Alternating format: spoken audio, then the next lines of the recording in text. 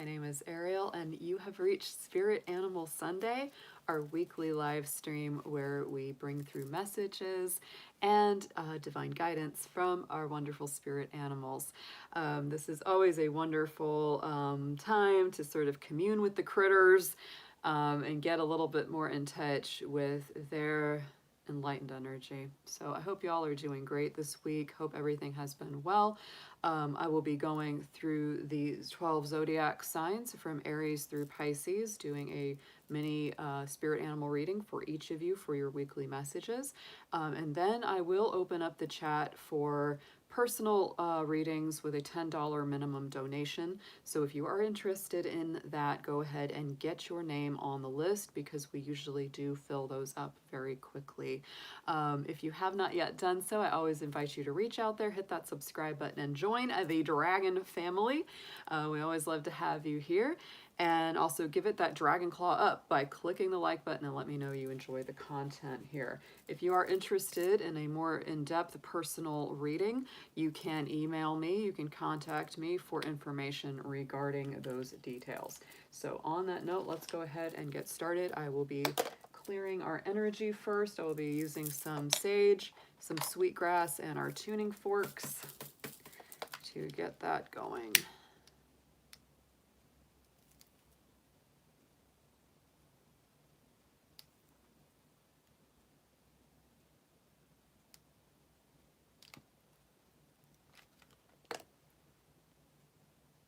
Thank you so much, Silver Star. I will put your name on the list. You will be number one tonight. I will go ahead and get you in there.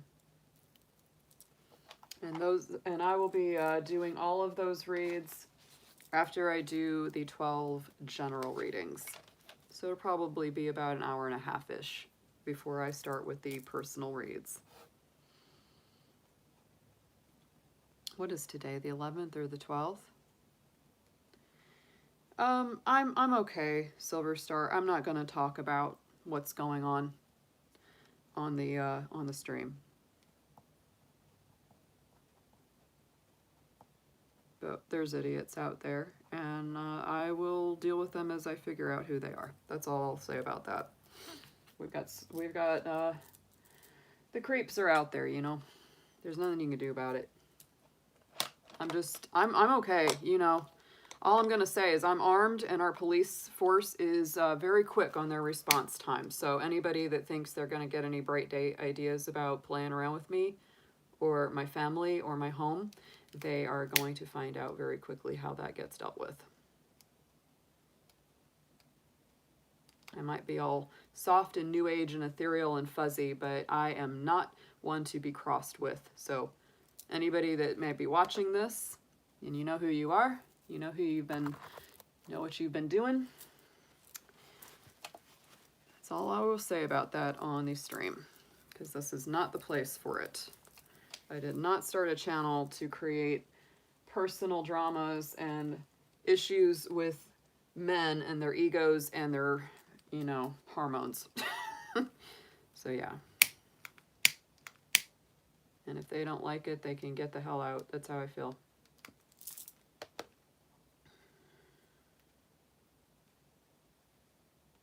But I've had definitely some more disturbing info from some of my members about someone. So I've just really had it with having to call out idiots on my channel and creeps. So I'm not going to do that. I'm just going to deal with it one-on-one. I'll deal with it personally and take care of it. That's the way it works.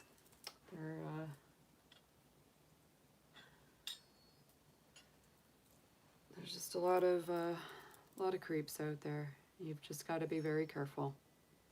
And I need to be even more careful, obviously.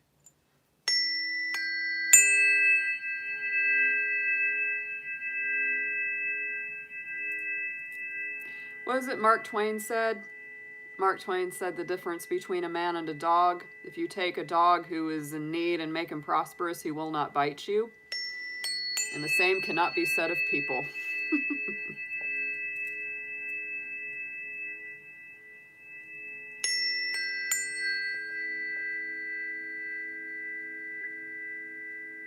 There are, Gwen, I will talk to you about it later. I'm not going to do it right here.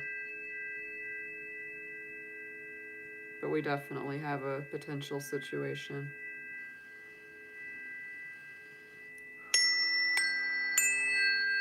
Because there's somebody that actually has figured out where I live. They know my address, so it's not good. So I'm being very, very careful about what I'm doing.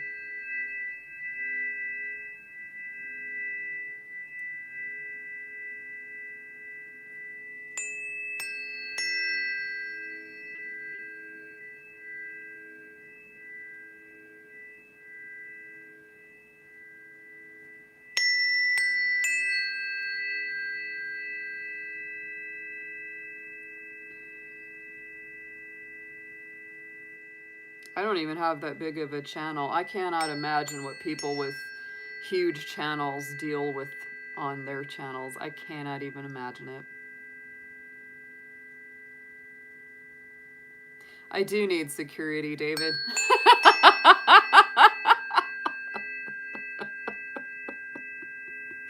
If I was a super wealthy astrologer, I would totally pay you to like come be my my security on the premises. You know, as Irish people, we can throw down.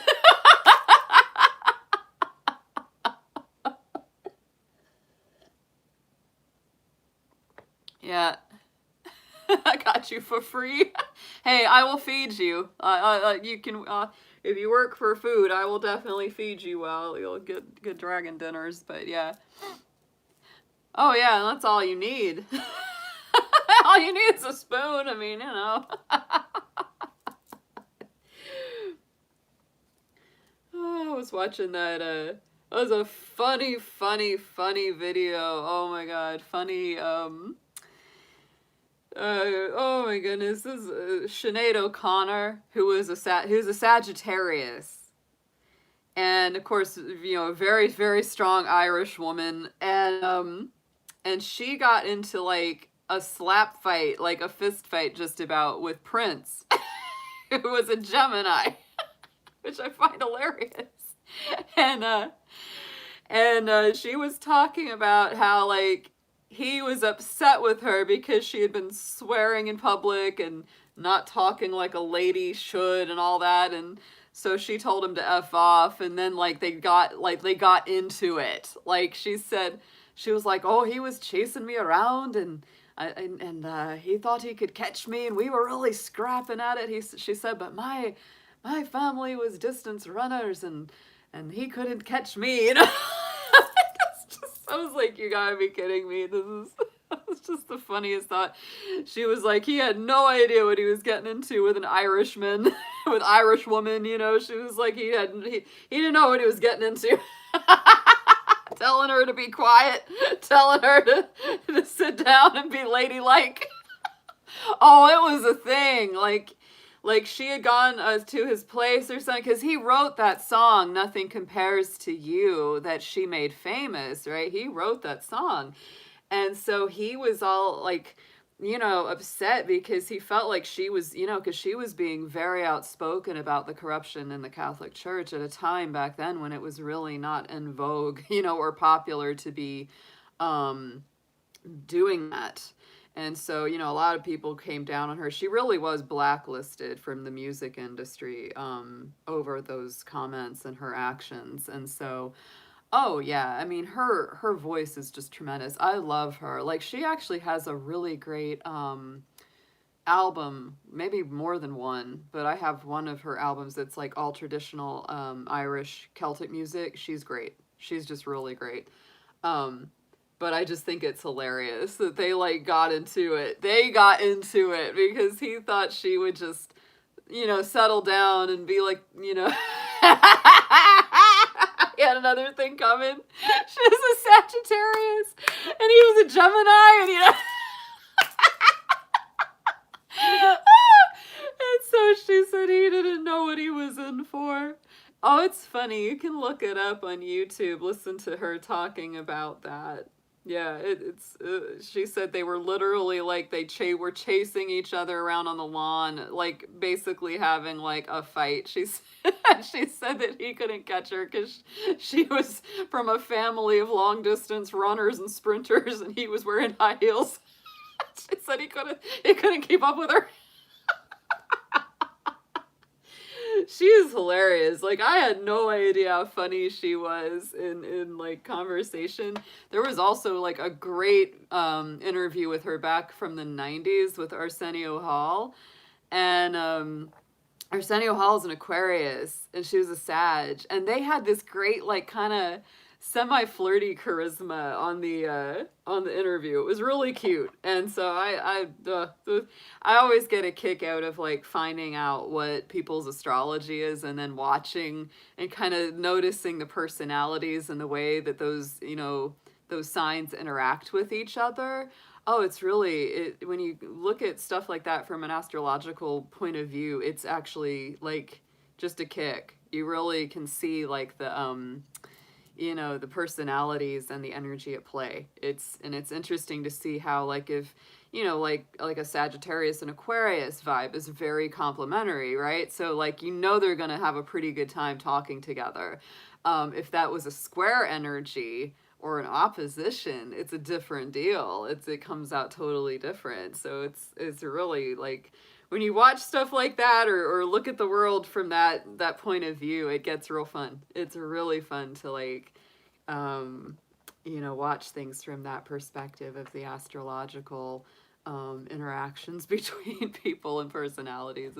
It's fun. So let's commune with the critters, guys. I feel like did we do this last week? I guess we did, but it's hard for me to actually remember it.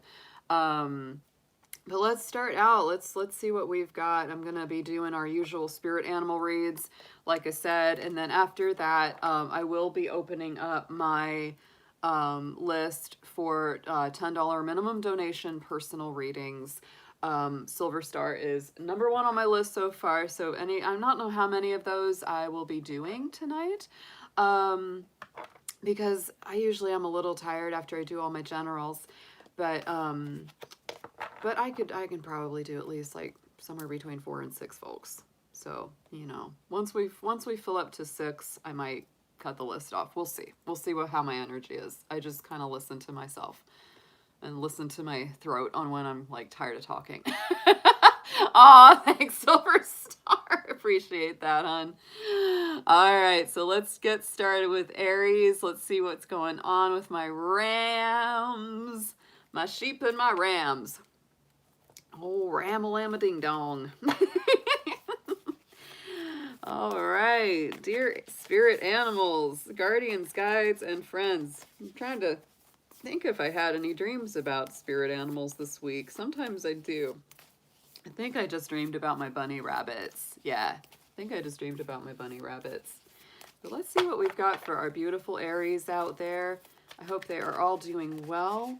And please show us whatever messages, guidance, info that they need for their highest and best good. Thank you so much.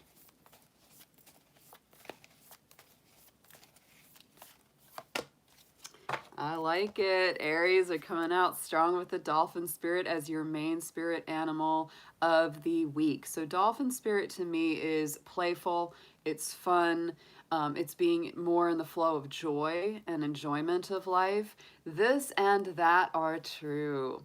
This also brings through a message of being able to see two different perspectives, your perspective and their perspective.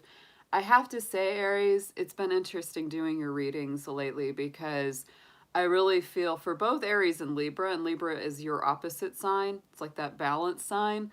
I feel that there's a lot of you learning about not just your own identity, but how to blend that well with others, with others' feelings, with others' ideas and opinions, and turning it into something harmonious. It's been very important in your energy and in general. When we did our summer solstice readings, the big signs that came out were really Libra and Aries. Very, very strongly. So I really feel like there's that huge emphasis during these summer months of, you know, your energy, their energy, and making those two things balance. Let's get into your tarot. Let's see what we have in our animal tarot for Aries, please.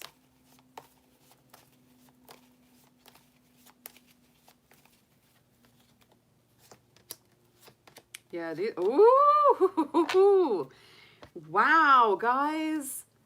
Really nice energy here. First off, we got the Star card, the polar bear spirit coming through. Healing, hope, gifts from the Great Spirit, light at the end of the tunnel, things turning a good corner. This is such a beautiful, beautiful card. It's up there with the most positives, like the sun. The star is the same kind of energy.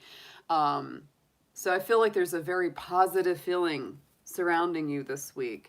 In the center, we have the Warthog Spirit, the Two of Cups. Our Two of Cups is about love, heart healing, spiritual connections, great friendships, great love connections.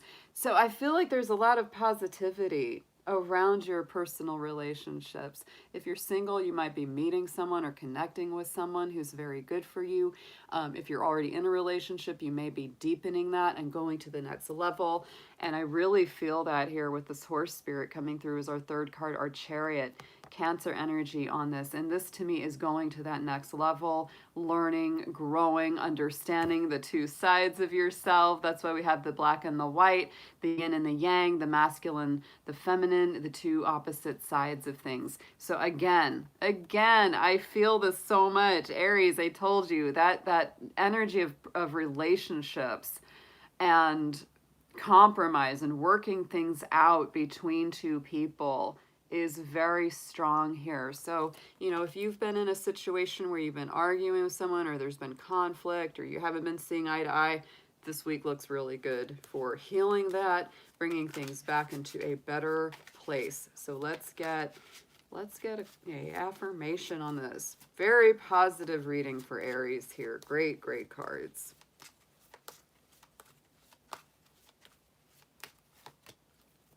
And we have the Frog Spirit as your affirmation. This is a cleansing, detox kind of energy, you know, with the frog. You are being guided to jump over any obstacles and embrace the changes in your life. Truth has an expiration date, and the time is now to speak your new truth. Show the world your voice, acknowledge your desires, and leap with faith towards what matters to you. There's a little bit of that Fool card, a little bit of that leap of faith around that feeling. And like I said, the frog is also very associated with cleansing, detoxification, clearing things out that no longer serve you. So very nice. Very, very good read this week, Aries. Let's move it along. We're going to get into Taurus now. Let's see what we've got for our Taurus folks, our bulls and our cows. Hope y'all are mooing contentedly. Dear spirit animals, guardians, guides, and friends, let's see what we have for our beautiful Taurus folks. Show us whatever they need to know for their highest and best good. Thank you so much.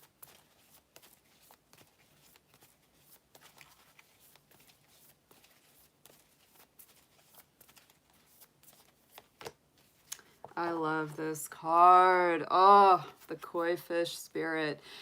And I feel like this is such a good one for Taurus. You know, there is always enough is the message on this. There is always enough. And Taurus, I feel like, you know, you are the sign that deals with material resources, possessions, things like that. And so there's often a fear for you sometimes where you feel like, is there going to be enough? Is there going to be abundance? Am I going to make enough money? Am I going to be able to support myself and my dreams?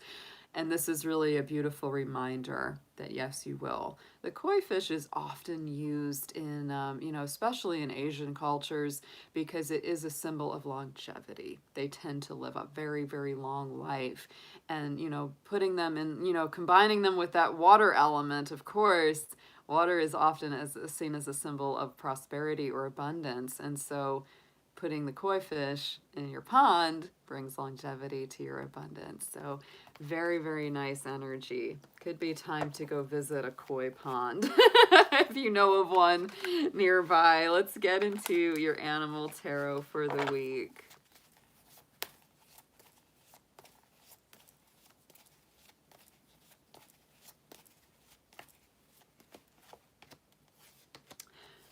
is a powerful week for you, Taurus. Oh, look at this. We start out with the Stag Spirit. That is the Hierophant card. And this is your power card. This is a power card for Taurus because this is the card that is ruled by your sign. So we start out with big business. Yeah, work is very important for you this week. Traditions, spirituality, devotion to your spiritual path as well comes through. Commitment to those spiritual paths, to yourself and to others. So I feel like you're definitely stepping into your power. I do feel like you're leaving behind something. You're leaving behind something. Usually with the Eight of Cups or Walrus Spirit, this is about leaving behind something that is not spiritually or emotionally fulfilling to you. This could be also leaving behind old ways of thinking and feeling about things. So if you've been feeling scared or you've been, more in that, fears of scarcity or lack, it's time to leave that behind, Taurus. It is definitely time to leave it behind because the sun is coming out. Look at that. We have the sun card, the Peking duck spirit coming through. So I do feel like it is definitely time to step back into your power, get devoted and committed to yourself and your path, leave behind negative attitudes, feelings, and emotions, and go towards these positive new beginnings that are coming in because the Peking duck, the sun, is the most positive card of the tarot. It's new beginnings, it's victory, it's success after hard work, it's triumph. So I just feel like that is a fabulous reading for you this week. Let's get into your affirmation.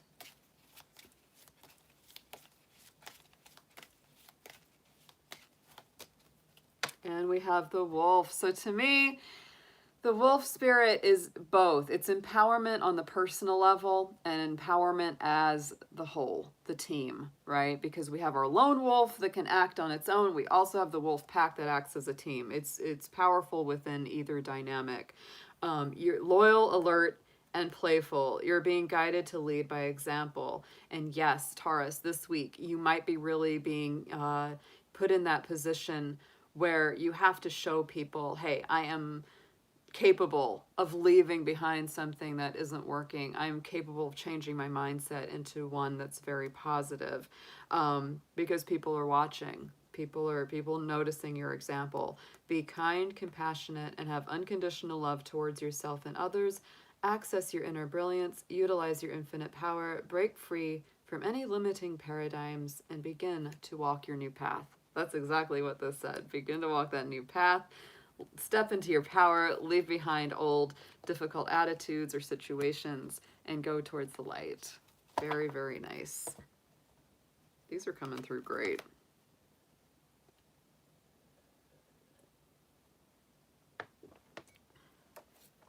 All right, let's move it up on to Gemini, our twins, our little twin stars. I hope my Geminis are doing fabulous out there tonight.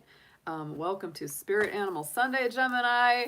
We're going to get some messages from your spirit animals and see what's coming through for you. Dear spirit animal friends, guardians, and guides, please show us what you have for our Geminis for this week ahead. Any messages and inspiration that they need for their highest good. Thank you so much, as always, for your help.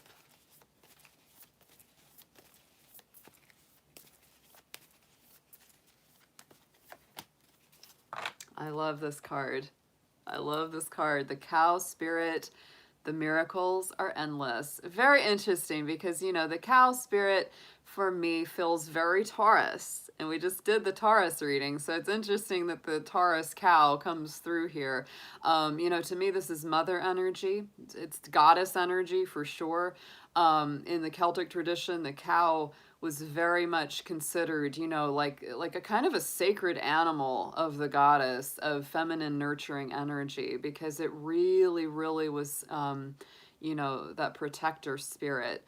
The cow could be very nurturing. And, in those cold, cold climates, sometimes if people were sick or they were, really chilled, they would actually bring the cows into the cottages to warm people up. Like, the people would snuggle up like the cow and just, that would just warm you through and through because the cow was so good and nurturing. So yeah, this is a very, very positive card of abundance, miracles coming through, manifestations coming through. Really, really nice energy. Love her.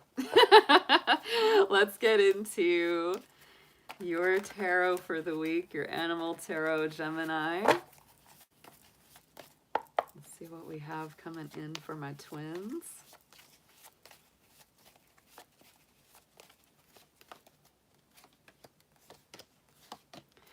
Aha! We have the Two of Cups, the Warthog Spirit. There is our love connections, heart connections, soulmates, deep devoted friendships, perfect harmony, sacred union. We do have the horse at the center of this reading. That is our Chariot card. So to me, very much working through some balancing energies between you and either someone special, you and a close friend, you and a close family member.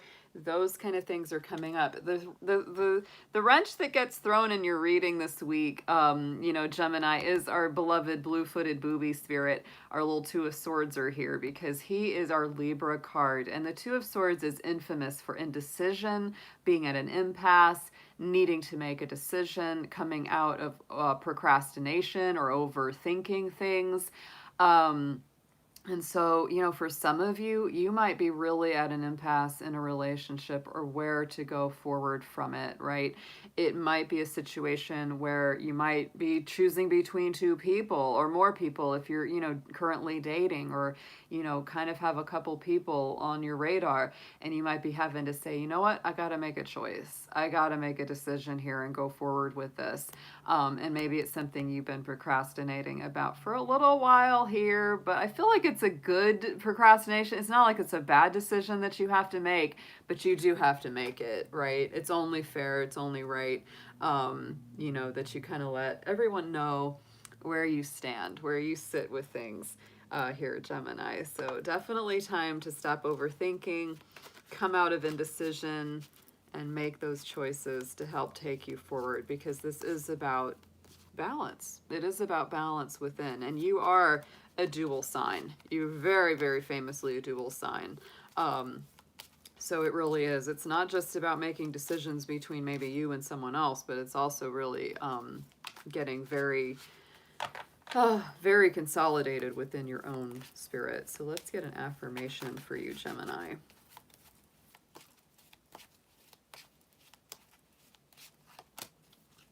And we have the sheep. So be compassionate, be gentle with yourself. Don't beat yourself up or other people.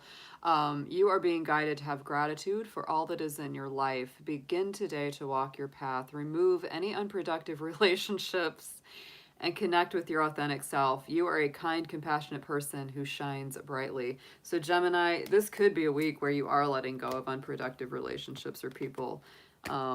Even if it's someone you maybe care about quite a bit, you know, you may be really needing to take a back step and just see things from a different perspective. But just remember to be good to yourself. Remember that things are going to work out, because the cow spirit is that way.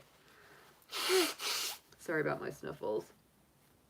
My nose is always running, guys. All right. And no matter how much I chase it, I just can't get it to stop.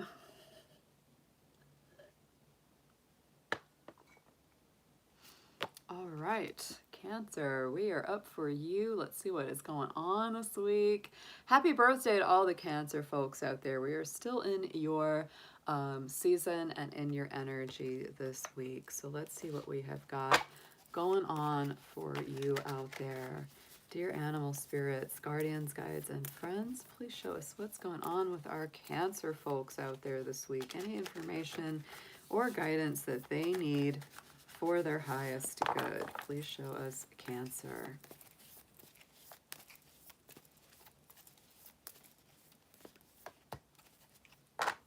All right, Cancer, some of y'all are balancing some stuff this week. Your main spirit animal is the flamingo spirit. Embrace the in-between. This is definitely about balancing act. I would say it's a week that you definitely want to stay in the moment. Don't worry too much about the future. Don't dwell too much on the past, right? Stay in the moment, because I feel like you're in the you're in the process of working through some things. You might be kind of in that place where it's like, I'm not completely finished with this thing over here. I haven't completely started the new thing over there. So I'm really maybe a feeling of limbo, right? A little bit of that. Nobody really likes that feeling. So this is just saying, don't fight the flow. Don't fight the process. If you feel like you're kind of in between times or in between cycles, just be in that and don't seek to push it away or change it or alter it. Just be in it. Let's get into your tarot for the week.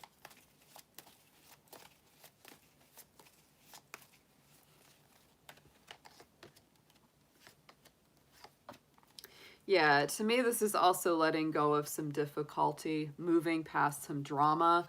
We start out with our Stork card with the Six of Swords, better times ahead, new home and hearth, new energy. This is to me making that very strong head and heart decision to leave behind chaos, drama, conflict, people who, bring a lot of gossip or unhappiness to your life, are always there to stir up trouble.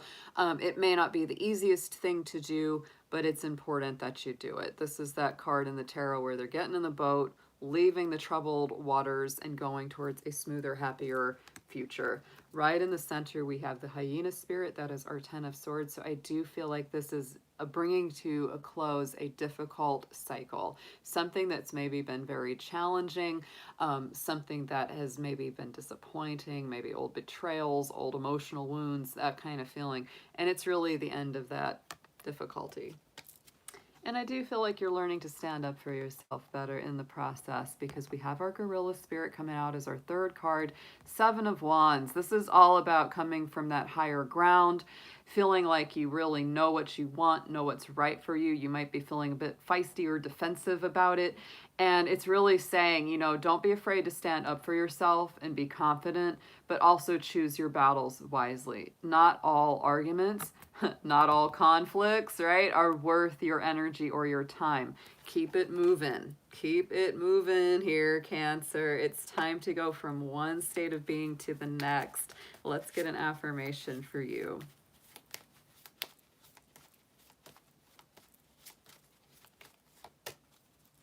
And we have the dragon. Yes, yes, yes, yes. We have our dragon. I love this deck because it does include some magical creatures like the dragon, the unicorn, the griffin.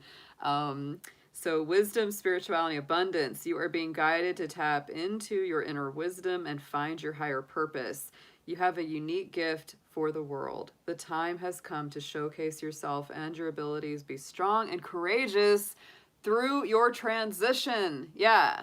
Dragon energy is always about, rising higher, embracing your personal power, your personal luckiness, right? Because dragons in the Chinese lunar cycle are ultimate good luck, ultimate good fortune.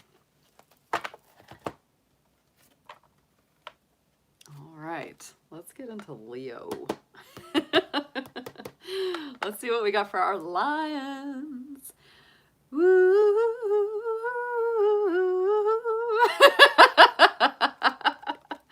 How are the lions doing out there? Hope you guys have had a great week.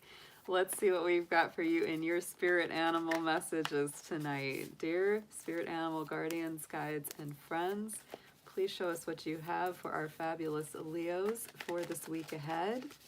Please bring through any guidance messages that they need for their highest and best good. Thank you so much.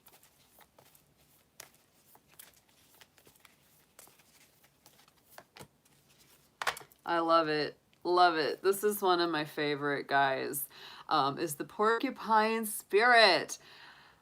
Couple things about the porcupine. Porcupine actually reminds me a little bit of the skunk spirit too, because they're both kind of, small, little gentle creatures, but everyone respects their boundaries because of what they can do. The skunk, of course, has their wonderful fragrance. The porcupine, of course, has its wonderful quills.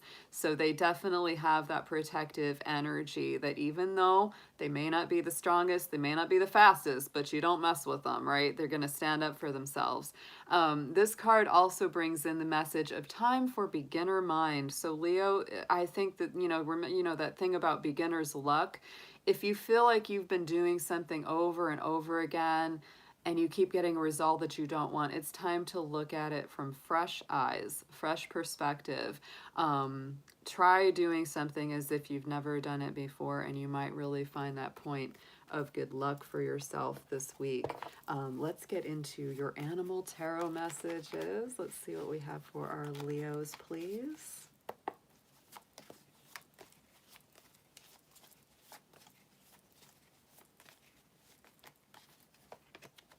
Nice. I feel it. Oh, this is a week of insight. It really is. Check out that owl spirit. The moon card coming through first. So seeing through the shadows, tapping into your psychic power, seeing through confusion, because the moon is that Pisces energy. It's very magical, it's very intuitive, but it can also be a little bit confusing and cloudy at times. So if you feel like things have been confusing a little bit, Leo, it's time to slow it down, give it a minute, and see through to the truth of the matter. We have our little Tasmanian devil in the middle here. That is our Five of Wands. So it can be conflict. It can be those sparks.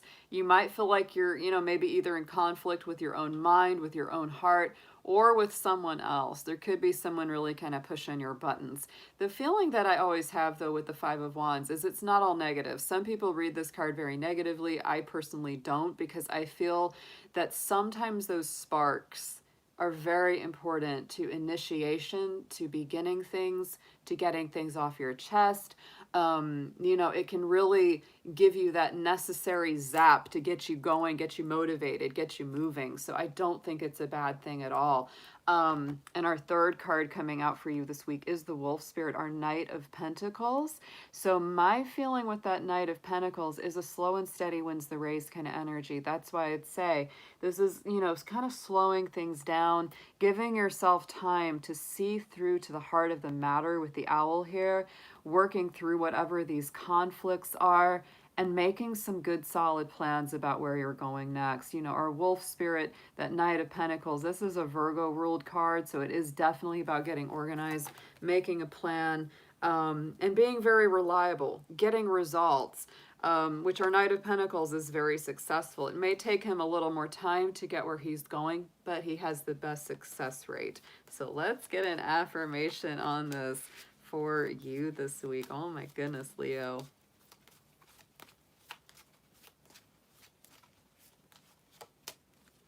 And we have our Dolphin Spirit coming out. To me, this is an energy of playfulness, greater joy, and having a lot of grace about your path in life. You are being guided to be childlike, have fun, and enjoy things. Yeah, be playful, spontaneous, enthusiastic, and carefree.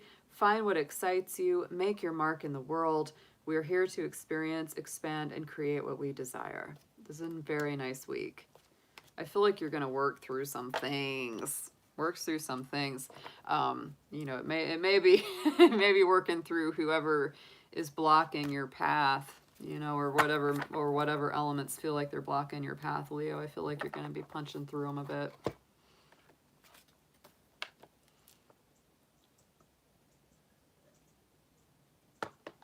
All right, let's get into our Virgos. I'm going to tap these cards, get a little selenite action here. Clear those out. A little holy water going on. All right. Virgo. Hope you all are doing great. I hope the new moon is treating you well this week. I hope everything is all right with you, Virgo.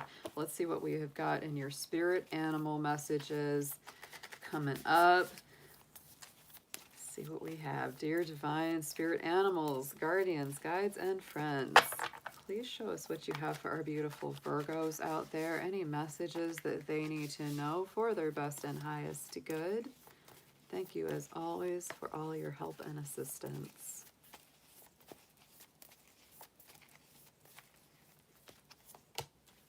Nice. This is actually one of my favorite cards. The Badger Spirit. Be fearless and bold. Oh man, this is that like divine warrior energy. It's assertive, it's confident, knows what it wants, doesn't play around. Nobody's getting in their way, okay? Nobody's bringing down the Badger. Badger is very resilient, very tough, doesn't give up, and has a, just, they can take the punches of life and keep on coming. Like that's a little bit Aries to me. Badger spirit, it really is. It has that like, very assertive. So be bold, be fearless. Take no prisoners, Virgo. That's this week. Let's see what we have in your Spirit Animal Tarot for your week ahead.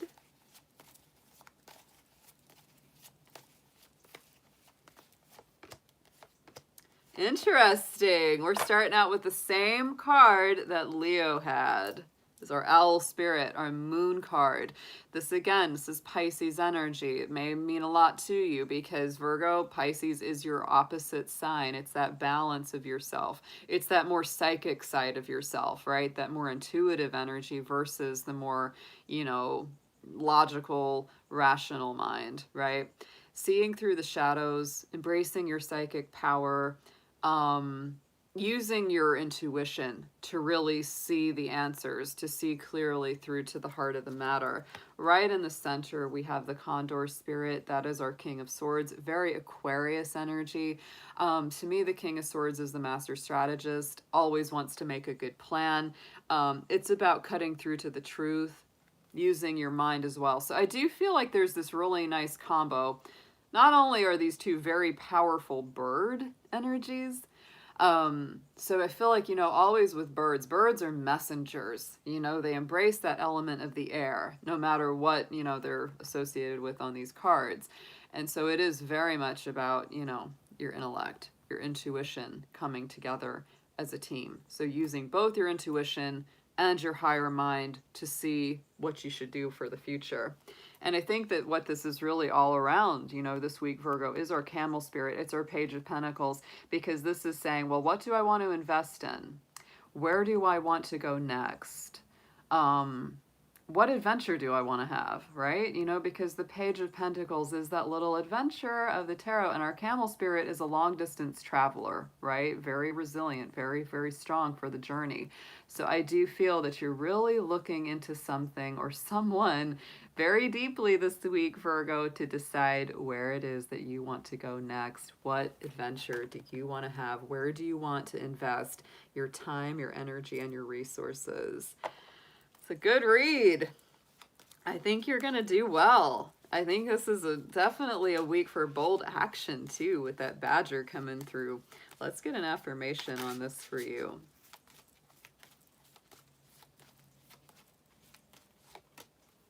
We got the ladybug. Ladybug, I love my ladybug. She is about luck and good fortune, prosperity, happiness.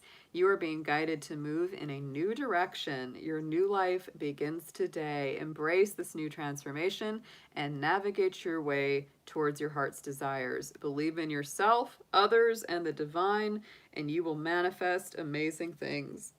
I do feel like that's the direction you're going this week. Don't let fears of the future get in your way on this one. That's how I feel about that.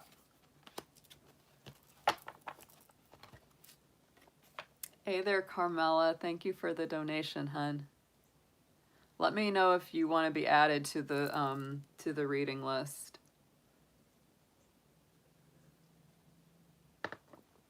All right. They'll let me know. And if it's just a donation, thank you very much. Either way, I appreciate it. All right, Libra, let's see what we have got for you coming through with our spirit animals this week. I hope you all are doing great. So Libra, let's see what we have got in your messages. Dear spirit animal guides, guardians, and friends, please show us what you have for our beautiful Libras this week coming up. Whatever messages, guidance, inspiration that they need for their highest and best good, please.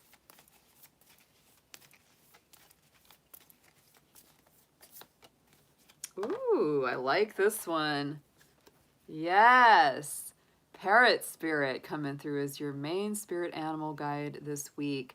Watch your words. So Libra, your words are powerful this week. Whatever it is that you say, whatever it is that maybe you repeat. That's very important too with the parrot, right? Because parrots are very well known for being able to mimic and repeat words. So if you get like some kind of juicy news, you may not want to repeat it. You may want to wait and see if that's actually true. Don't spread gossip, etc. Also, if somebody tells you something that seems kind of upsetting or shocking, don't believe it immediately, right? Don't believe it immediately. You know, take your time, let it play out. Don't immediately act on it or repeat it.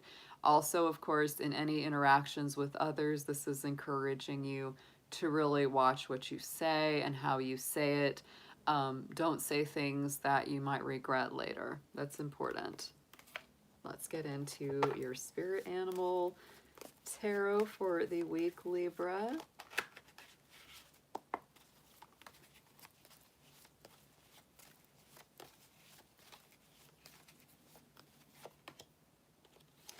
Yeah, I do. I feel like this is, ooh, very nice. Yeah, see? The woodpecker, the Eight of Swords coming out first. Self-imposed prison, need for a new perspective. So, you know, don't get trapped by your thoughts. Don't give in to negative self-affirmations. If, you know, it's kind of like, don't let anybody put you down, including yourself. Very important. You might be really dealing with a feeling this week that you've got to set yourself free from some old limiting self-doubts or beliefs, right? This is very important. Right in the center, we have the King of Cups or octopus spirit. And so I do feel like this is that desire to make better decisions for your emotional life, right? This could be better decisions for your heart, healing your emotional center, going forward in that direction. It's calm, clarity, understanding your emotions, and having compassion for yourself. I love the outcome card here of this week. We have the Hawk Spirit here, Libra, Ace of Swords. To me, that's a lot of victory, success, mental clarity, you know, spirit letting consciousness open things up for you. Very, very beautiful. It's really that, you know, that sword, that Archangel Michael feeling, you know, cutting through all the confusion, all the cloudiness, maybe all those negative or, you know, lack of self-esteem, those kind of thoughts. And so it's really beautiful. It comes through very, very strongly by the week's end. Definitely a week of setting yourself free, both mentally and emotionally, getting that clear vision on things. Let's get an affirmation on this for my Libras. Let's see what we got.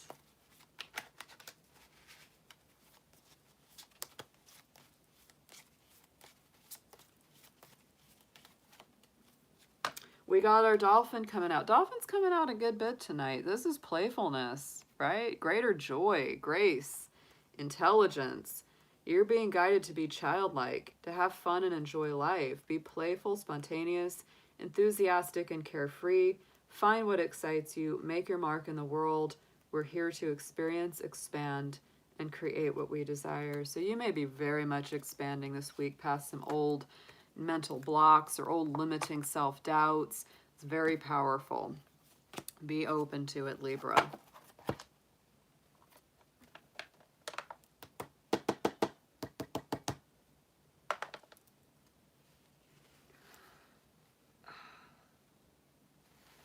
And my runny nose.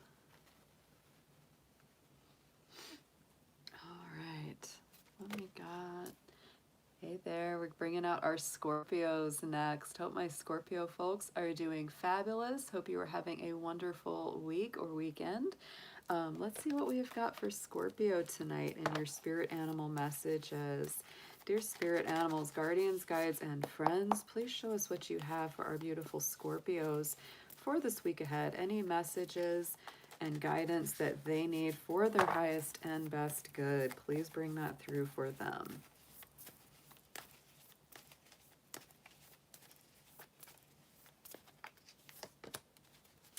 These dolphins are coming up again and again and again tonight.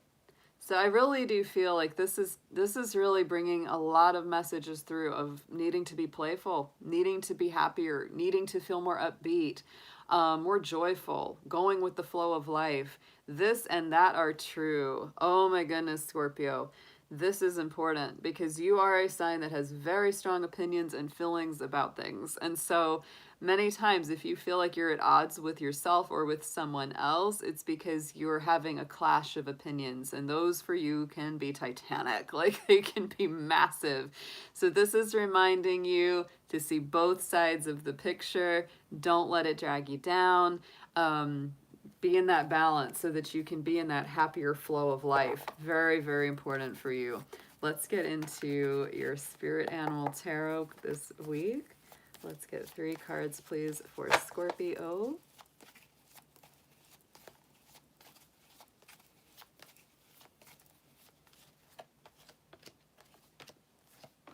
Wow, this is a powerful week. Oh my goodness. Scorpio. All right, we got our elephant card coming through. Our elephant spirit, our justice card. Strong Libra energy here.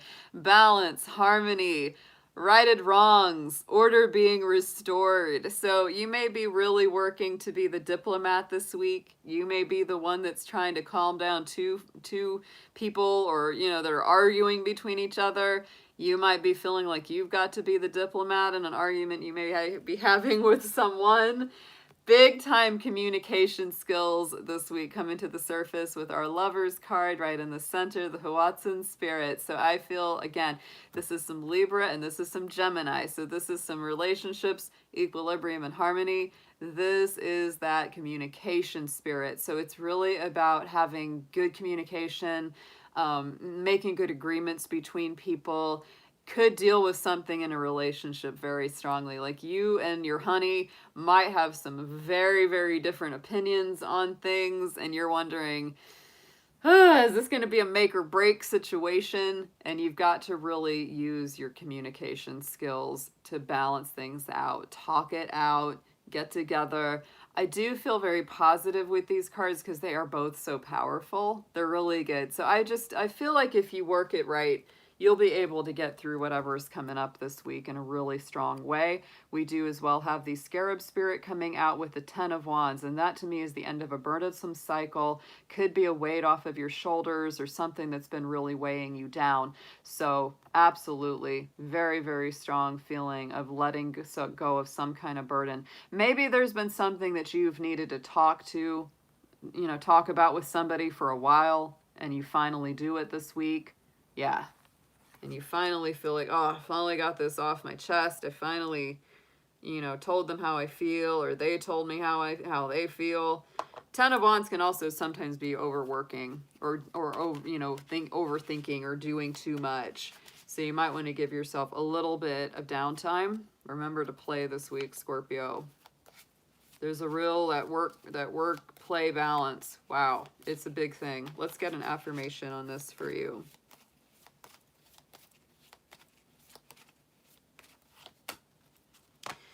I love this. I love this, Scorpio. The Phoenix. To me, the Phoenix is, kind of one of those unofficial symbols of Scorpio, because you are so much that Phoenix from the ashes. Faith, transition, spiritual awareness. You're being guided to remove what no longer serves you from your life.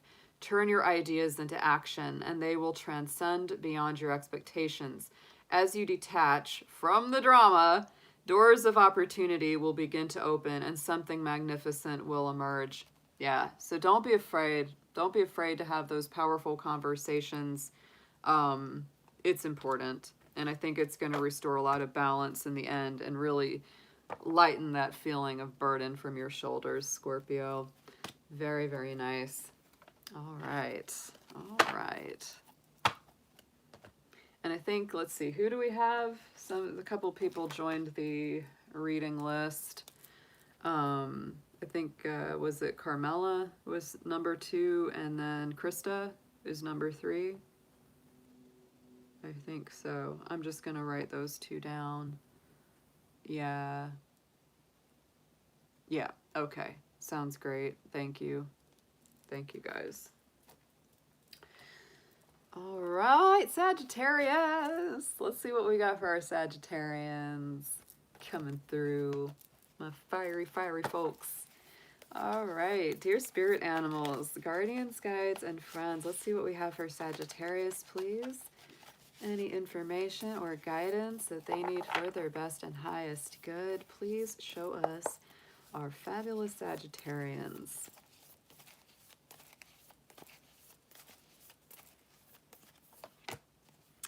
Coyote Spirit. I like this one for you. Trust in divine detours. Sagittarius, you know, to me, you are a sign with a really quick wit and great humor, and Coyote is definitely that kind of quick wit. And it uses, you know, it uses things like, you know, those divine detours or things that sort of throw us for a loop to show us something very true about ourselves. It's that divine trickster, the divine prankster, somebody that's going to kind of play a crazy joke on you, and you might be annoyed by it at first, but then later you're like, oh wow, that got me to go down this other path that I really, really needed to see something on.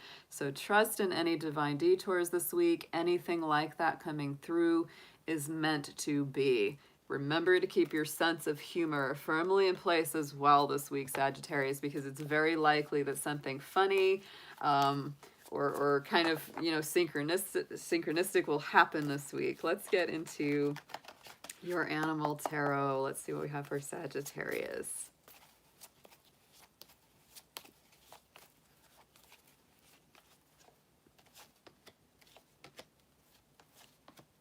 That's nice. That's actually real nice. Hey, Jacqueline, good to see you, babe. I wish Moonchild was in here too tonight. She's actually been around more this last week or two. Ah, I wish she was here tonight for y'all to party it up. You would have such a great time. Jack's back. Yep. All right, so Sagittarius, we're starting out with our Flamingo Spirit, Two of Wands, balancing act, taking the first step. To me, the Two of Wands is some Aries energy. It really opens up some doors. It's really about, yes, taking the next step, contemplating your next move. It usually is a card of new beginnings. Sometimes it's a decision, like which door should I take? Door number 1, door number 2. They both look pretty good, and you're having to make that decision between the two of them.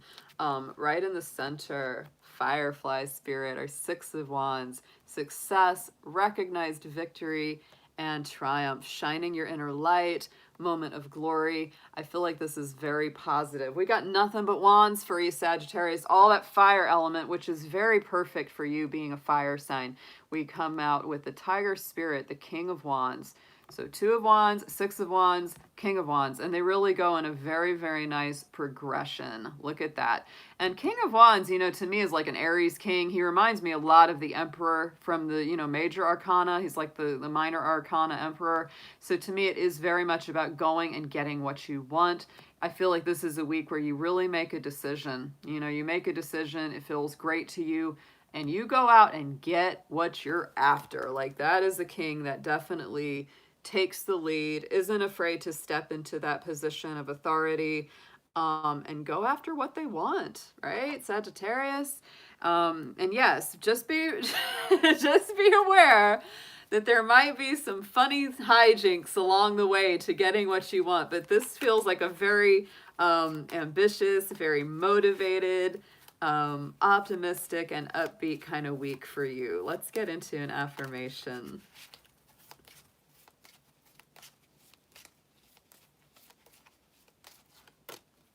And we have the ladybug, so check her out. I feel like this is good luck, right? Good luck, good fortune, serendipitous events. That's how I feel with ladybugs.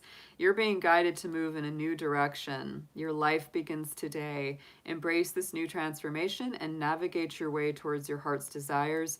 Believe in yourself, others, and the divine, and you will manifest amazing things. I do feel like this is kind of like some new beginnings starting this week.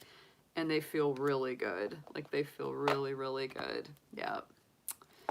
Let's get into... Ooh, Capricorn's up next. Woot, woot.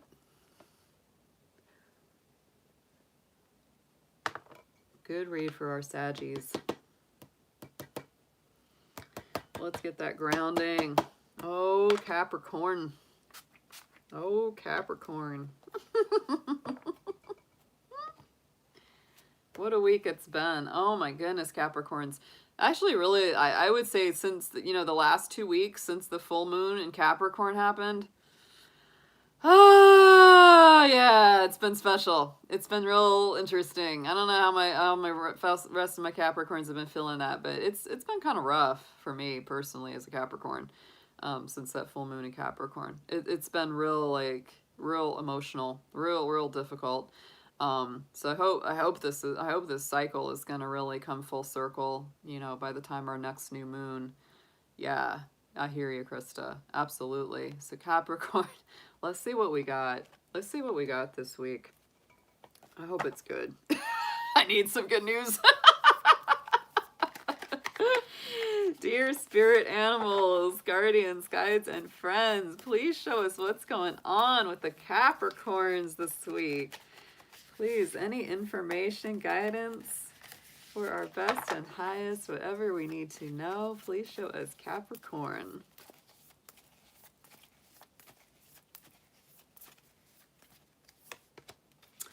Oh, I like this.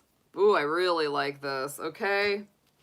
Cat spirit, claim your independence. Yes, absolutely, Capricorn. Step into your own power. Don't worry about what other people are saying about you, doing around you. Be in your personal power. Do your own thing. Listen to your heart. Listen to your mind. Go in the right direction of where you want to go. Cat spirit is also, to me, very resourceful, right? Cats, they don't really need anyone. That's why they're so they got that catitude because they don't really need you. They're very capable of taking care of themselves. So that's I have to say, there's a little bit of Capricorn to that. Capricorns are kind of that way too. We're like, we don't really need you. We got this. We got this. Wow. So it might be time to embrace a little bit more of that attitude, Capricorn. Might be time for that. Let's get into your spirit tarot, the animal tarot for Capricorn, please. Let's get 3 for the goats.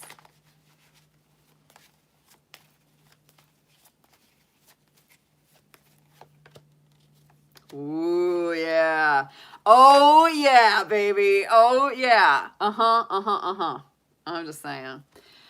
Whew! Whale spirit, judgment card. This is the higher vibration of the death card. So I do feel like this is a week of resurrections, rebirths, renewals, things coming back to the surface, getting clarity on some things. You might be dealing with some old issues or people from the past, just saying. Those may come up for powerful review or revisitation.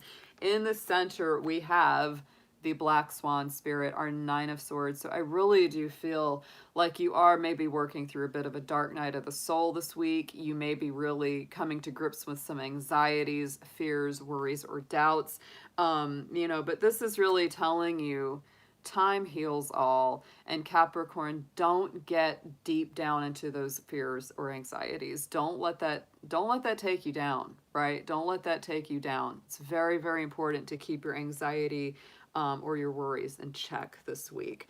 And I really do feel that you're making some decisions about whether to stand up for something or walk away from it with this fly.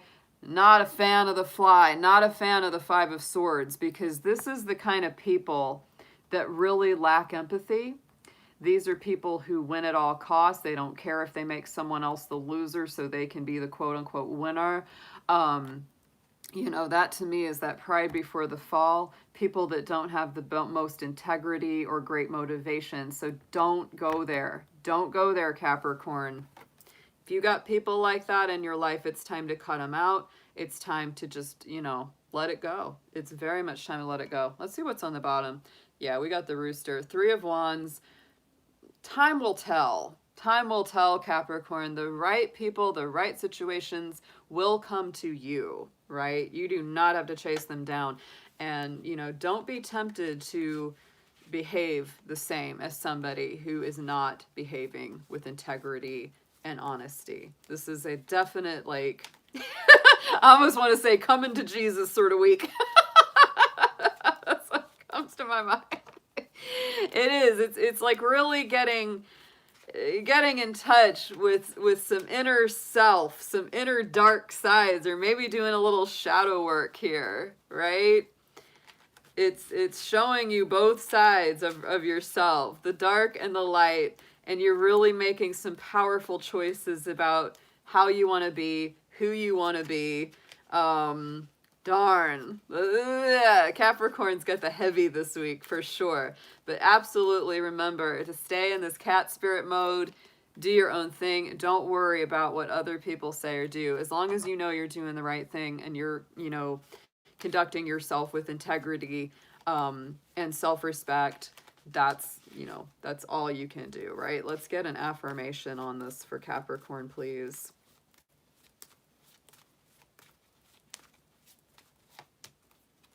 The bear. Yeah, bear spirit is powerful too. Wow. Unconditional love, playful and protective. You're being guided to rest and enjoy yourself and others.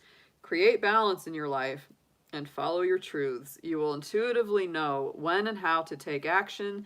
You have immense inner wisdom and physical strength. That's very true, Capricorn. You do have very good strength. You are very wise too when you really, really pull into your own counsel and you really listen to your own inner voice. Woo-hoo-hoo. Capricorn, bringing the heat this week.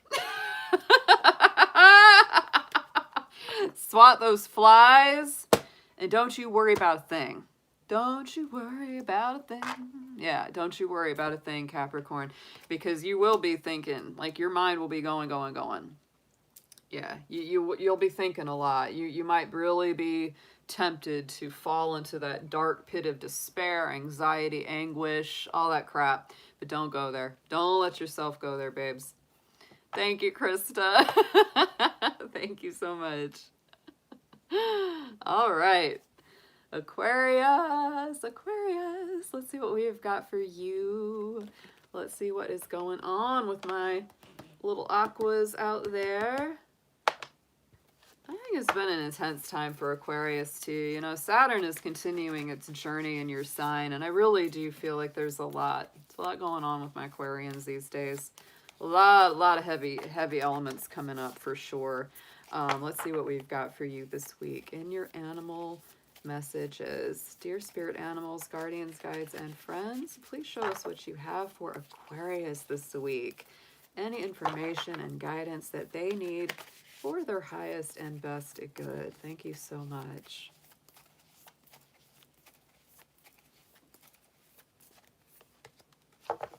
Aww, look at that. The mouse spirit is your main spirit animal this week. Tend to the small things, Aquarius. Take care of the details.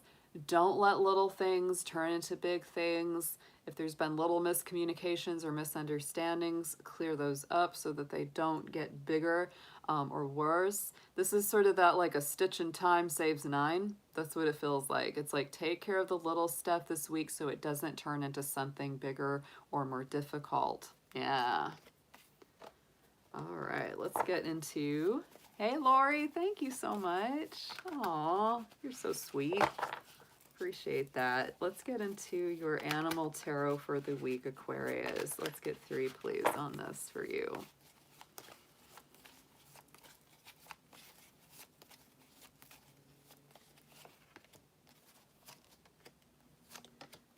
Yeah, you gotta work through a little bit of conflict here. A little bit of conflict resolution, I almost feel, is what's going on. It does take patience. We're starting out with our bunny, our little rabbit spirit. There's our 7 of Pentacles.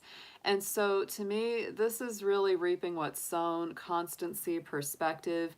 You got to tend your garden this week, Aquarius. You've got to tend your garden. Like I said, if there's been miscommunications or there's been things that, just don't sit quite right, you've got to weed the garden, right? It's like good things can come, but you've got to cultivate it. You got to cultivate it. You got to take care of it because you can't expect to get a beautiful, wonderful garden or, if without working at it, right? It's like if you just ignore it, if you don't communicate right with it, if you don't weed it, if you don't water it, if it doesn't get the right balance of sun and all that, you're not going to have a good garden. It's the same with our personal relationships and our life, whatever that is. If we don't put in good time, energy, love, consistency, we won't get good relationships. We won't get good work situations, all of that.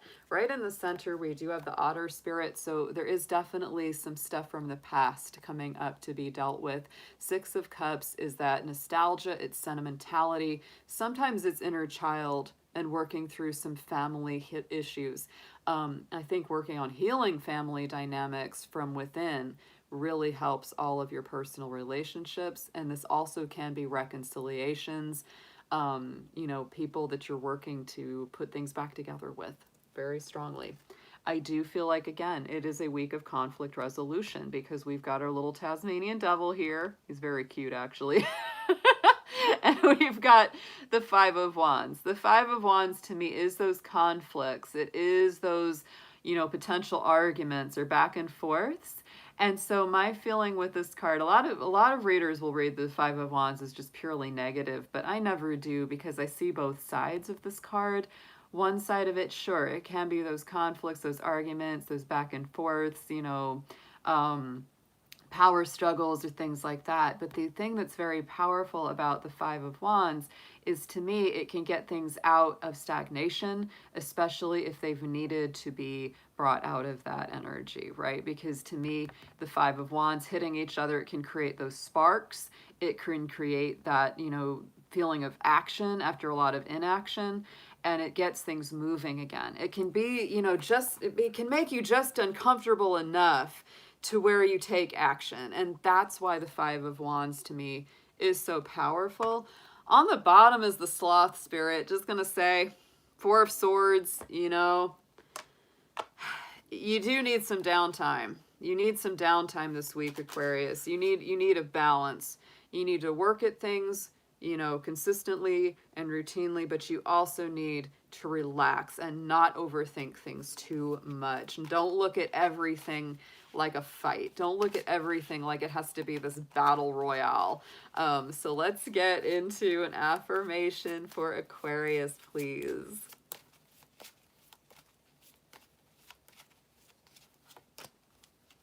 The Bison spirit coming through. I like this one.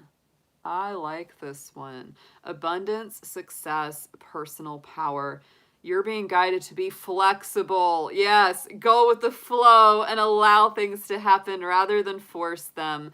Universal opportunities are stacked around you. Center yourself, resonate with your core values, and you will reap many rewards.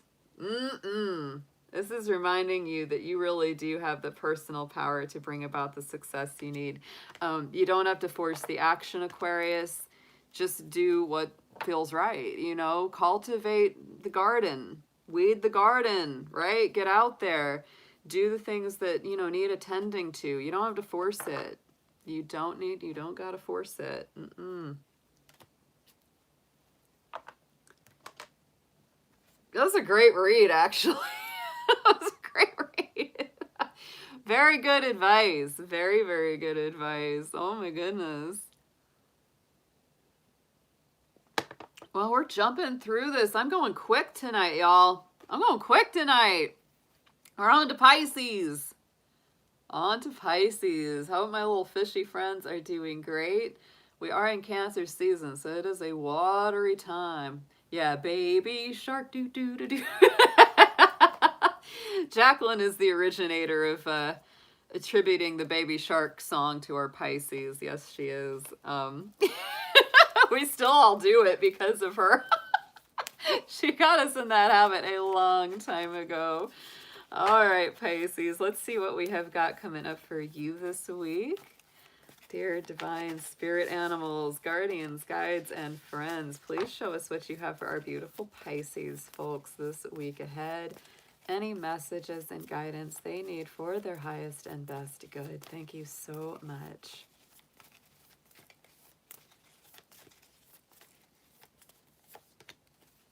Nice. Ooh, I love this. I have had dreams about bats before. That's a spirit animal I really, really dig, is the bat. A rebirth is assured. Bat energy always feels a little Scorpio-like to me because it is that emergence from the darkness. renewal. It's very intuitive, right? You know, it uses that sonar. The sonar clicks to get its bugs, to get its food. I love watching bats fly, and they're usually out around, like, you know, dawn and dusk. You know, they're real twilight creatures. I don't know if they're technically crepuscular, but they definitely are most out at dawn and dusk. Absolutely love the bat spirit. So you may be having kind of a rebirth this week, some big transitions, Pisces, going from one state of being to the next. Let's see what we have coming up for you. You might be really doing a little bit of that shadow work, a little bit of that inner work this week with that bat spirit. Let's get three cards from our Animal Tarot for Pisces, please.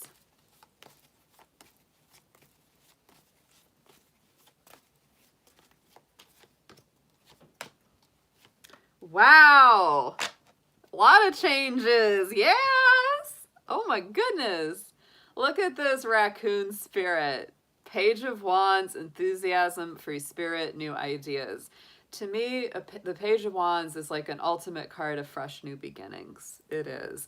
Messages about those fresh new beginnings, right?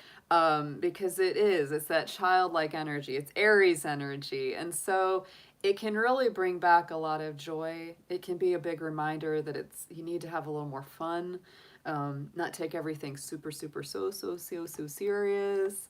Right in the center, we do have the squirrel spirit, our Ace of Wands. To me, that is inspiration, bright, big, bold new futures, passionate new beginnings. Aces to me are always the hand of spirit coming in with like a big gift for you. And so to me, it's like a big gift of renewal, big gift of vitality. Bat spirit is rebirths. This is like new life coming in after the rebirth.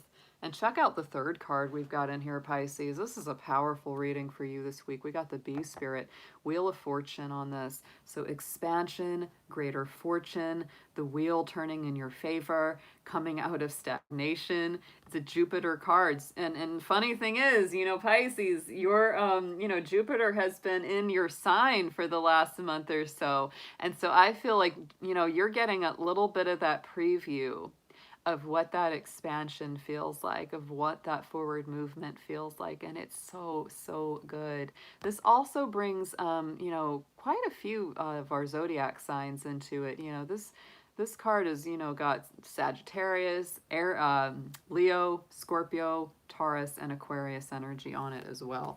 And I just had to peek at the bottom. The Ace of Cups on the bottom. So I feel like this is huge new renewals of the spirit, of your emotional life, could be your relationships going to the next good level, or just really healing from some old situations. This feels like a great reading, great week for you, Pisces. Let's get an affirmation on this.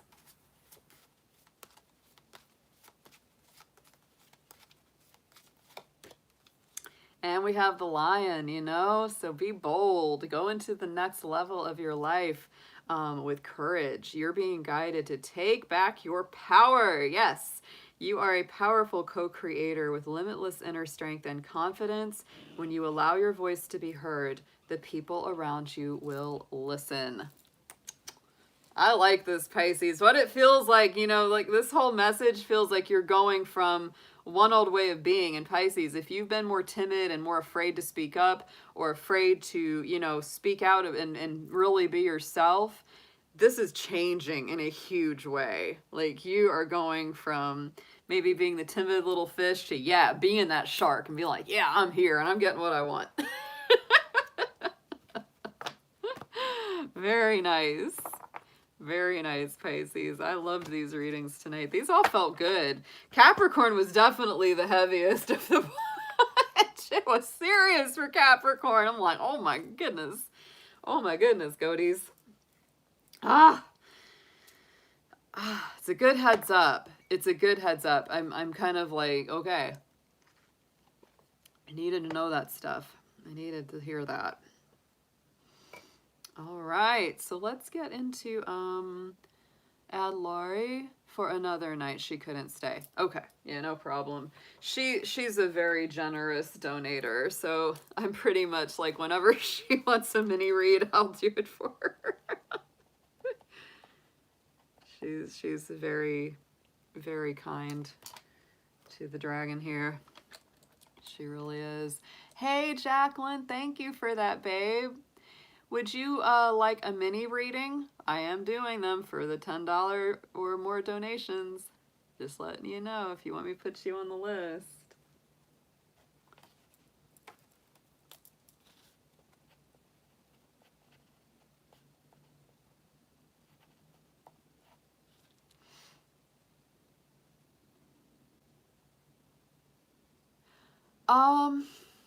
I could do that, Gwen, but you don't have to timestamp the personal reads.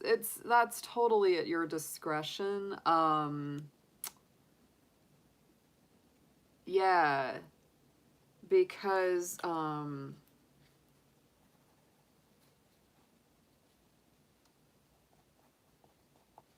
yeah, it's totally up to you. I'm not sure what I would hold up for each person. I'll have to think about that. Yeah, yeah, I'll have to think about that. Because I know that's why I hold up each signed card. Like, because if I do timestamps, it's so much easier because I can just scroll through and I see exactly where, you know, the read begins because I hold up each sign. That's a big reason I do that, is not just because I love these cards, but because it also is very, very easy when people are doing the timestamps.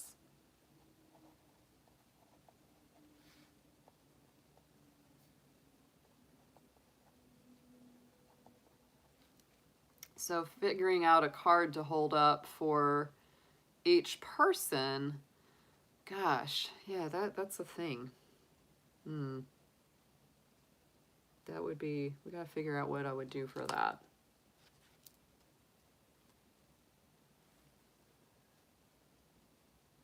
Oh, maybe just hold up the dragon. Maybe just do that.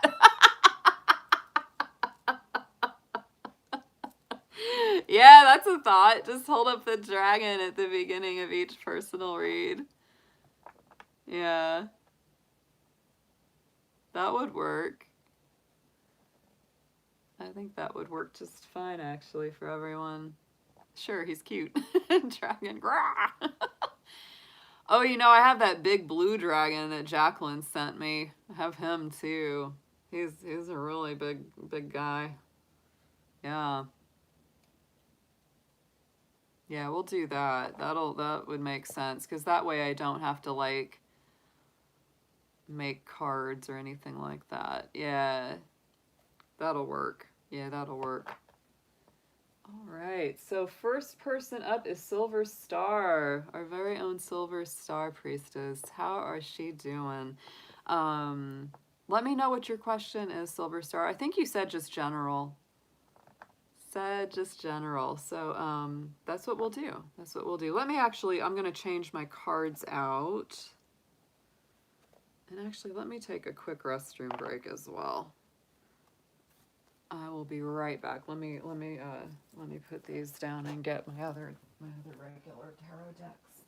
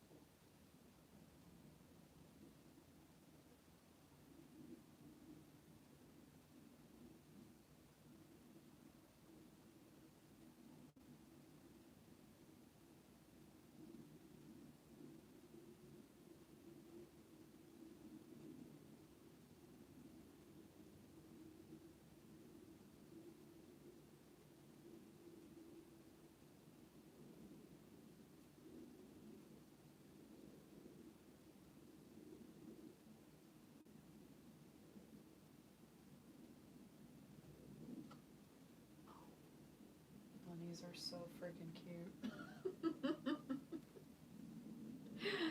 Oh, the bunnies are adorable. I should have brought them on tonight. It's always a little bit questionable to bring the bunnies in though, because they are fuzzy. They're really fuzzy. And so when I snuggle on them or anything like that, oh my word, it's like their fluff gets everywhere. So I have to be like real careful. Like, otherwise I'll be like, I have to brush the fuzz off my face. Like, they're so cute. Ah, they're my babies. Bunnies. I have 3 bunnies. Let me get Bunsen. Let me see what she's up to, or Arthur, whichever one of them seems like they want to. Hey guys, boy, you both are looking at me. Oh, baby girl.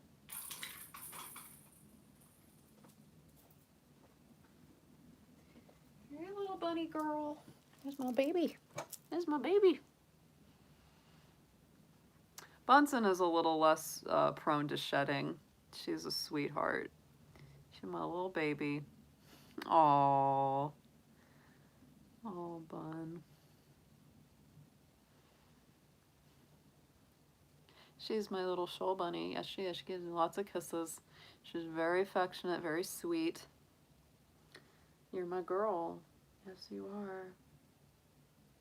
You're my little bunny soulmate. She is. She's the sweetest. My little Coco Bunsen. Coco Van Bunsen, that's you. And I just call her Bunsen. She's my baby. She is. She's a good little girl.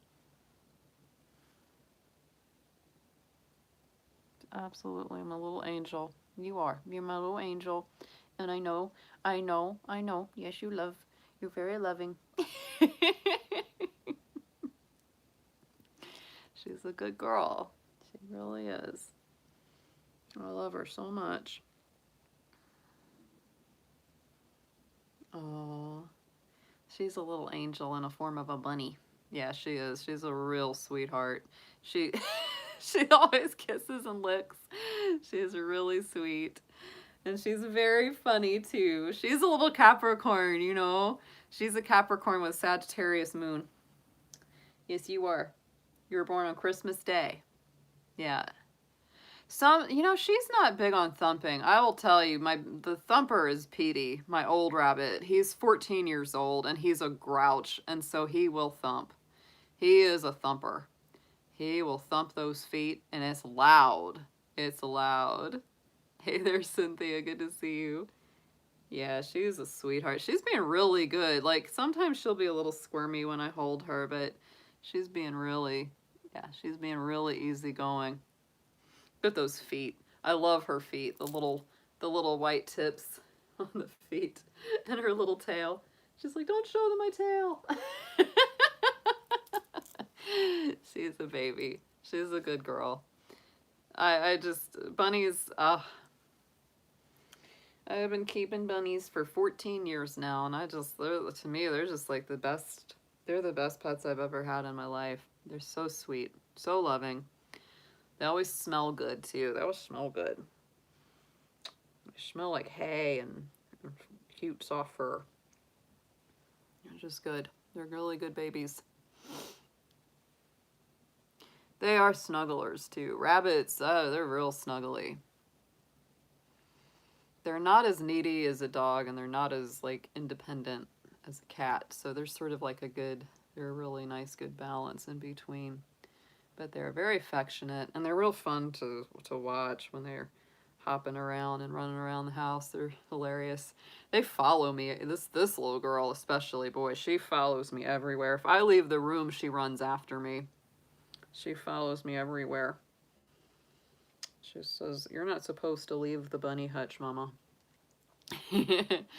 Mommy's not supposed to leave the bunny hutch. Yeah. Yep. Oh, yeah, she's a sweetheart. She's a love.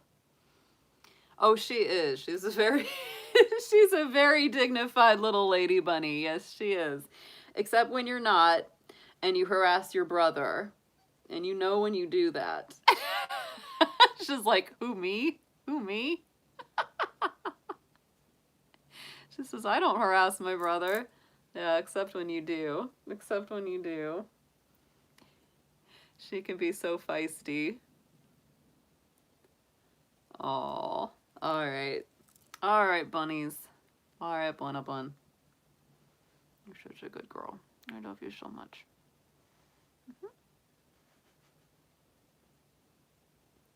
She's such a sweetie.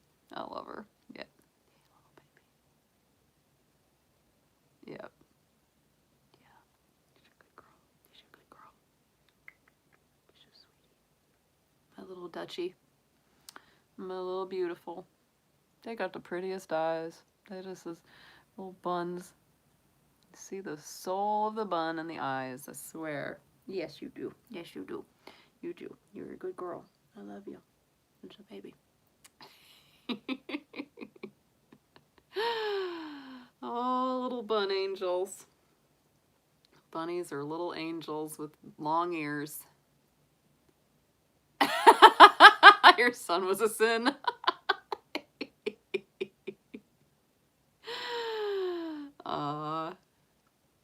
Yeah.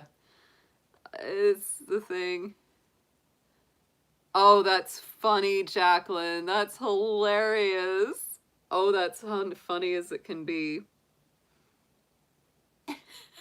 That's like kind of perfect. That's kind of perfect. Oh, Bunsen, she's so chilled out right now. She is so not like on edge or anything. Like sometimes when I hold her, she can be a little squirmy, but she's just being so. The energy must be good right now. Like the chat energy is good.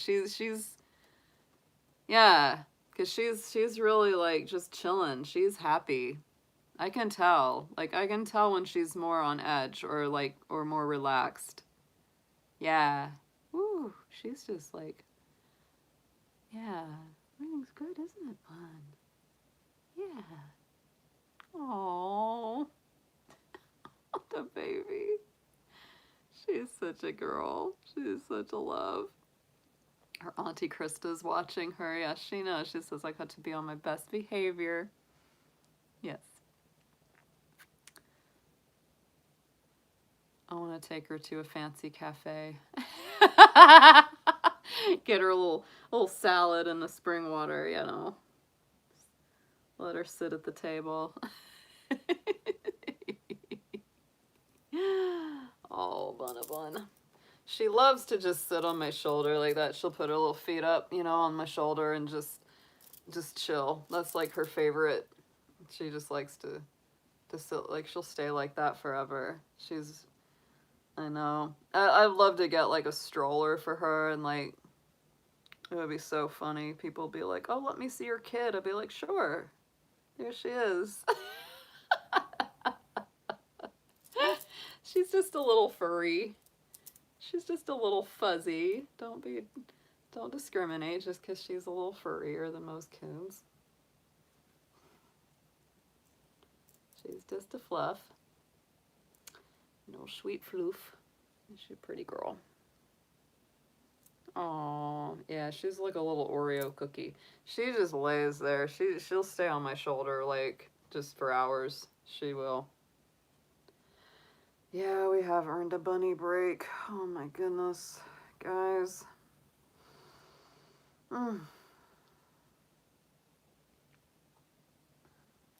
It's so sweet because it's like her heart is right next to my heart. And it's just a sweet feeling. Yeah. She's just happy. She's just so happy to be here on me. She's a sweet girl.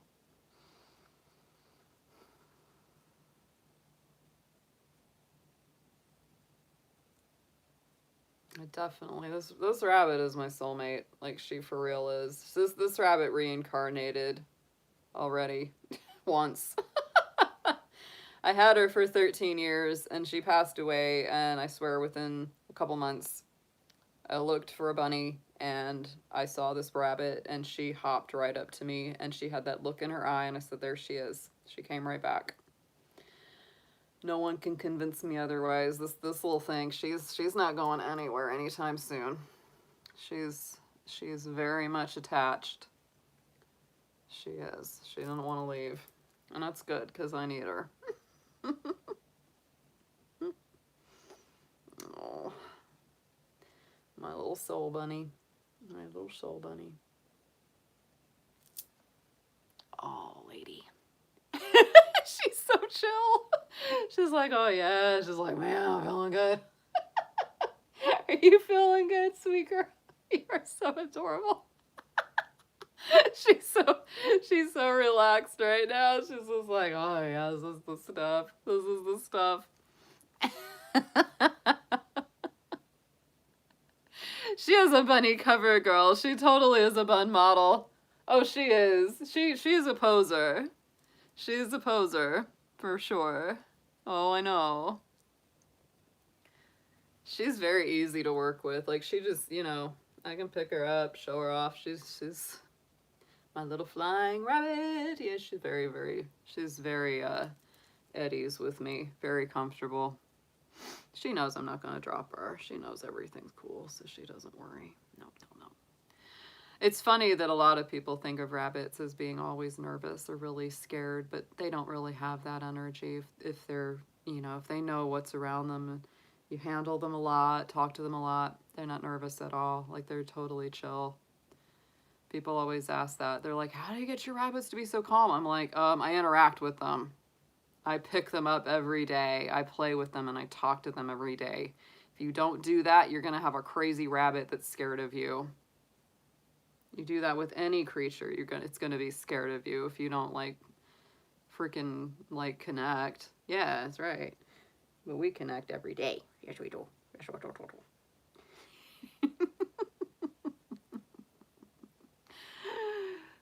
Of course she's not afraid. She has nothing to be afraid of. Oh, I was. It was the toughest. Oh, it was tough. And I had a friend of mine who's a good psychic medium, and she actually told me, she's coming back, Ariel, don't you worry, everything's gonna be cool. I was like, really? Okay. It was hard to believe it until it happened, but now, that I got her, it's totally her. It's her same spirit, her same energy. I feel like she just came right back. Like, she took a little break. She was like, well, that body wore out. I need to go get a new one. I'll be right back. And she did. She just came right through. And it's so funny because when I had her in her first incarnation, I would always tell her, I was like, when you pass away, Bunsen, I need you to either come back to me in a new bunny, or you need to show me the bunny that's right for me, because it's going to be really hard. Yeah, and I feel like she did. She just had to come back. She didn't want some other bunny to get all her snuggles. That's right. She didn't. She knows what's going on. Oh, she does. And it's like all of it's the same. She likes the same treats and foods. Her same favorites. She likes me to hold her the same way. Oh yeah, it's uncanny. So no. Totally believe in bun magic and bun reincarnation. They're very magical creatures. I totally buy it. Yeah, you know what's happening. She's giving me that look. She's like, you always worry too much, Mommy. You shouldn't be so stressed. You know I'm gonna be here. I have a feeling she'll do it as many times as she needs to. She'll just keep coming back. I know, baby. I know. Yeah. I know how you are. Oh no, nothing can keep us apart. She's like, you silly human. Silly human. What was it? It's not silly rabbit, it's silly human. Rabbits are wise. They are. They're wise little beings. Look at that nose. Oh, she gets them. Trust me, I give her good salads every day. They get good fresh greens and hay and everything. They are treated well. They have a very good life. Yeah, I mean, my little Petey is 14 years old. You don't get a rabbit to live to 14 if you're not taking good care of them. They have a very good life. Yeah, they get the balance. They get the love, the good food, exercise. We have a good bunny vet. for any kind of checkups they need, so they're living a good life. Yeah, that's the best feeling, is just knowing you're giving them a good life. You little cutie, you little cootie. All right, let me go set her down, and we'll do these readings. Let's see what we got for y'all. Ah, go get back with your brother. Drive him crazy.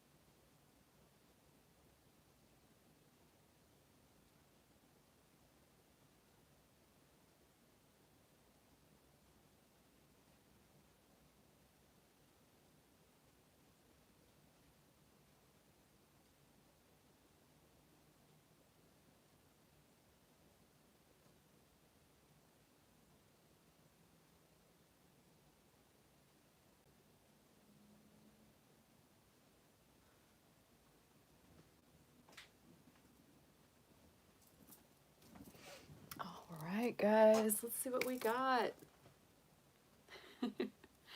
Oh, I wish Moonchild would come on in here just to say hi.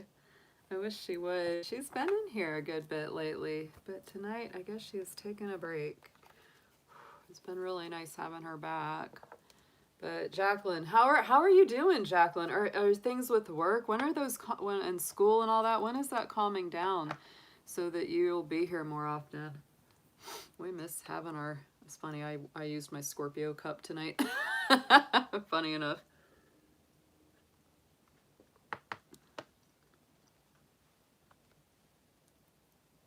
Yeah, I hope things are calming down. That'd be good.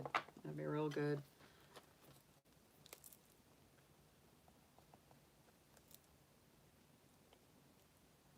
Took a big test and studied like crazy. Sounds great. Yeah. Very nice.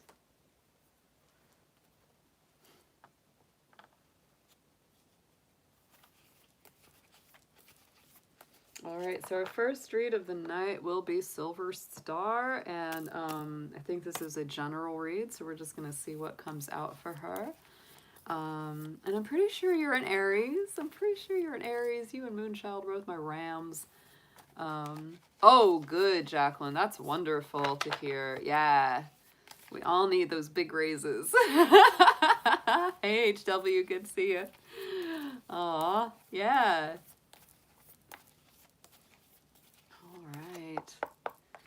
I know. I'm proud of you. I'm proud of you for working so hard. I know it's not easy.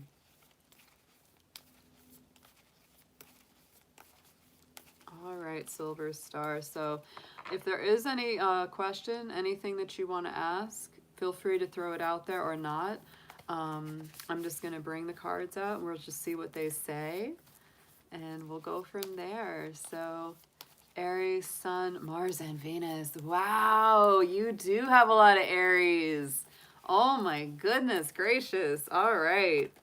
Dear angels, divine beings of light, guardians, and ancestors, please show us what we have for Silver Star Priestess, our fabulous Aries in the chat.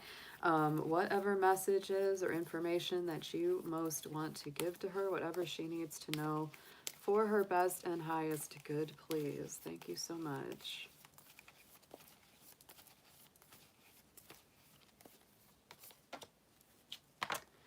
Well, that's nice.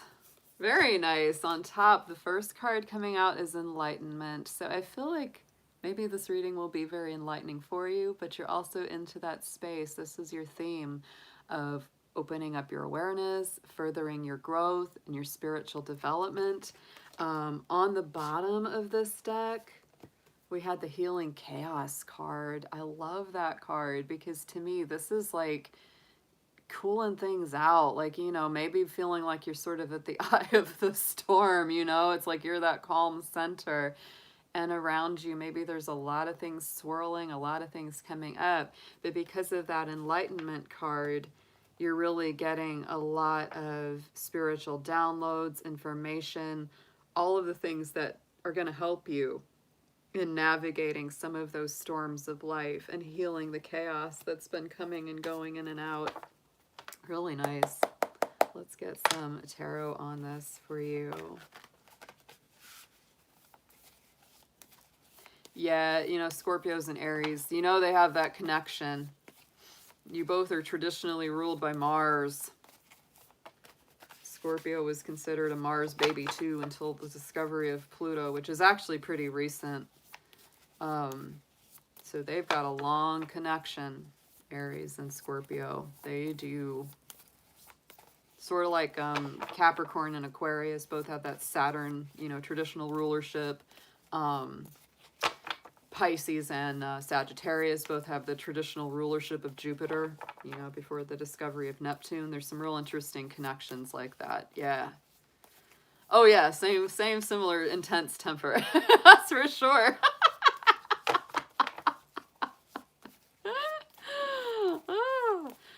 All right, let's start with 3 from the tarot, past, present, future for Silver Star.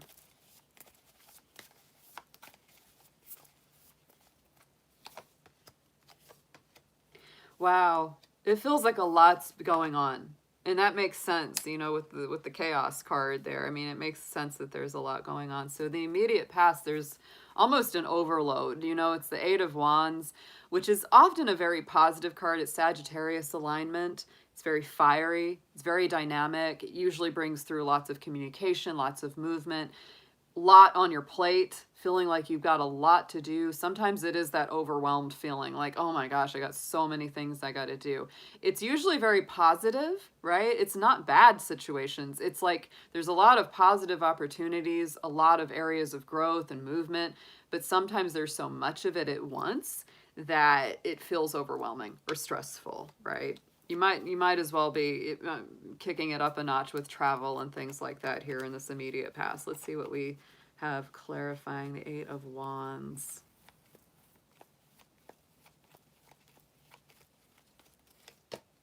Is the 2 of Pentacles. So definitely, oh, Silver Star, I feel like this immediate past, you've definitely had to do a lot of life balance work, right? It's like things have been really, really a lot coming at you all at once. And the 2 of Pentacles brings that real need for like one day at a time. Like you really can't get into the energy of worrying too much into the future, or you can't attend to the things in the present. Very, very important. Yeah. Yep. Yeah. So it's that life balance. You might be balancing finances, might be just really having to take things very zen-like one day at a time. It's also that feeling like and maybe you've needed that break, because it's like if things started to get more stressful than enjoyable, that's a big thing. Like I sometimes have to do that, you know, just take a break from work or from a project, because if it's something that's supposed to be fun and it starts to be just stressful and not fun, that's never good. That's never good.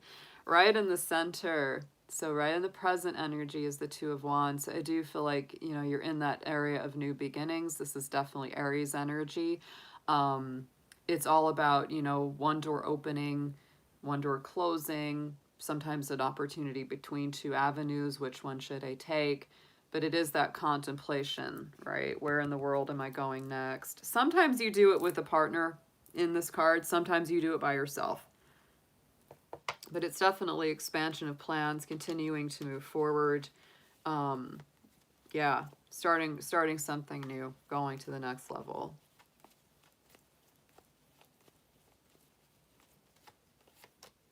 And we have the Hermit. So more likely that you may be doing this on your own, just a little bit more.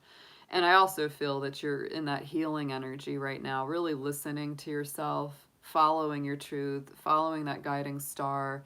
There's that, you know, it's funny, that's in your name. But it is about following, you know, that North Star, following your truth, following what's right for you, and really listening to your inner voice with great clarity. And not being afraid to be a pioneer. You know, to me, the Hermit is a very pioneering energy, because it really doesn't, it's not afraid of going out and forging the path on its own. Going into the immediate future, we have the King of Cups. So I do feel that you're trying to make the best possible decisions for your heart, for your emotional life, working on healing yourself, and really focused on aligning with emotionally healthy people. That's important. People that are loyal, trustworthy, kind, compassionate, right? It's Cancer energy, so it is also that kind of like building a home and a stable, you know, foundation under you.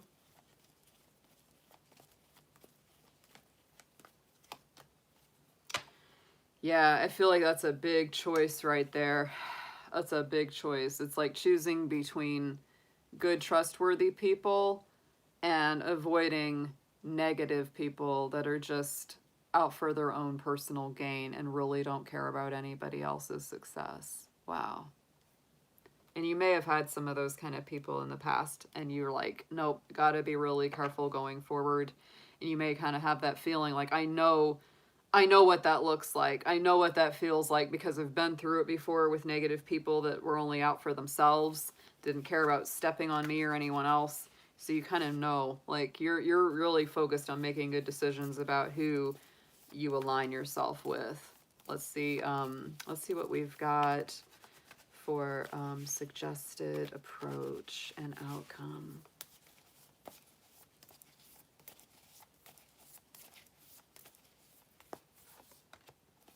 Very nice.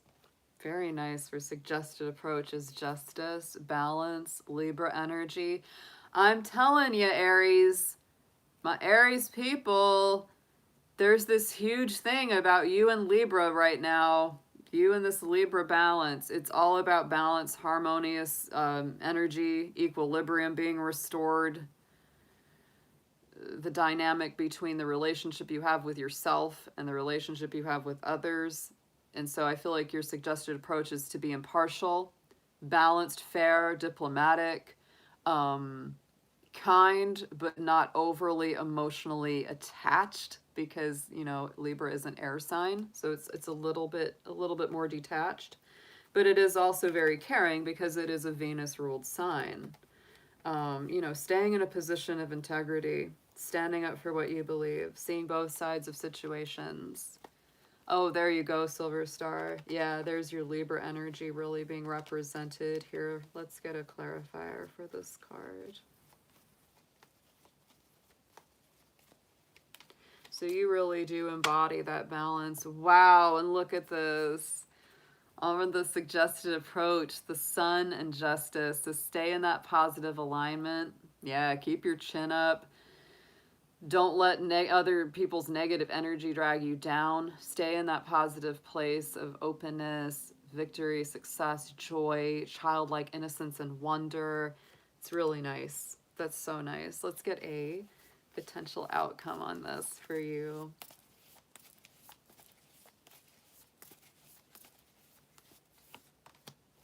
Aw, yeah, to me this is healing, reconciliations, healing nostalgia, sentimentality, inner child work with that Six of Cups. So I do feel like there is going to be, you know, some nice harmony and balance being restored. Yeah, you might feel very sentimental. You might be feeling very nostalgic about something. It's the family stuff, family dynamics.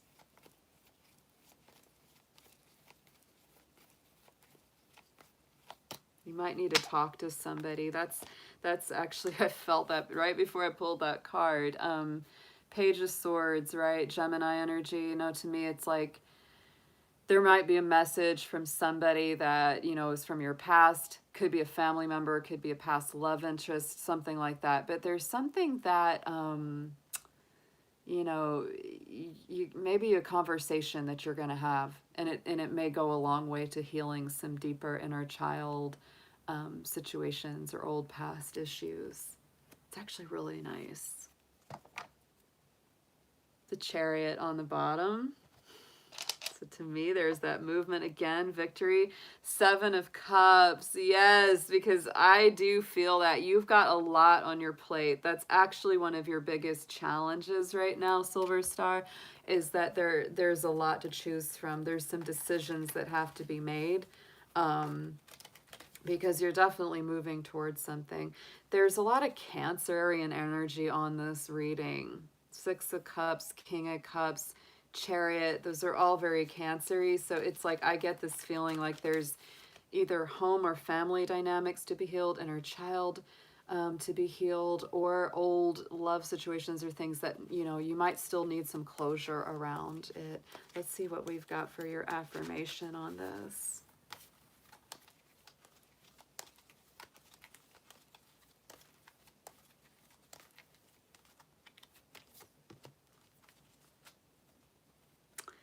I like this. I like this. X marks the spot. Ooh, and you know that's the old thing for the treasure hunt, right? X marks the spot. See the love in disguise, right? So there might be some things in your life that feel a little mysterious. You might feel like you're on a bit of a, you know, a scavenger hunt for something. So be willing to see beyond the surface, right? See the love in disguise. It might seem like, oh, this isn't good, or this isn't loving, this isn't real or true, but it might actually be. So see beyond the rough exterior or difficult circumstances. That's an interesting card. It really is.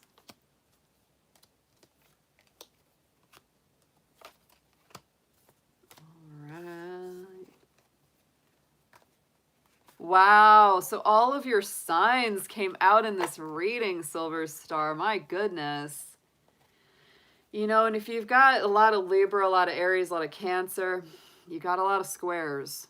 You've got a lot of squares in your chart if you have all that, right? Even if they don't square by degree, they square by sign. And that requires a lot of fancy footwork in your life. You know, my dad had 15 squares in his chart. He had a lot of fixed signs. And, oh yeah, there you go. Partners of Pisces. Yeah, absolutely. There's going to be some heart-to-heart discussions and things. Yeah, with your fishy. Hey there, Sharon. Good to see you. Yeah, whenever you have a lot of squares in your life, in your chart, I mean, you do a lot of adjustment, you do a lot of working through things, and there's often, you know, those times of challenge and pressure that have to be addressed all the time. Yeah. Yep. So let's get into our next one. Carmela Vasciano, are you in the chat? Let's see if you are here. Wow, you're so much cardinal. Like your lead follower, get out of the way.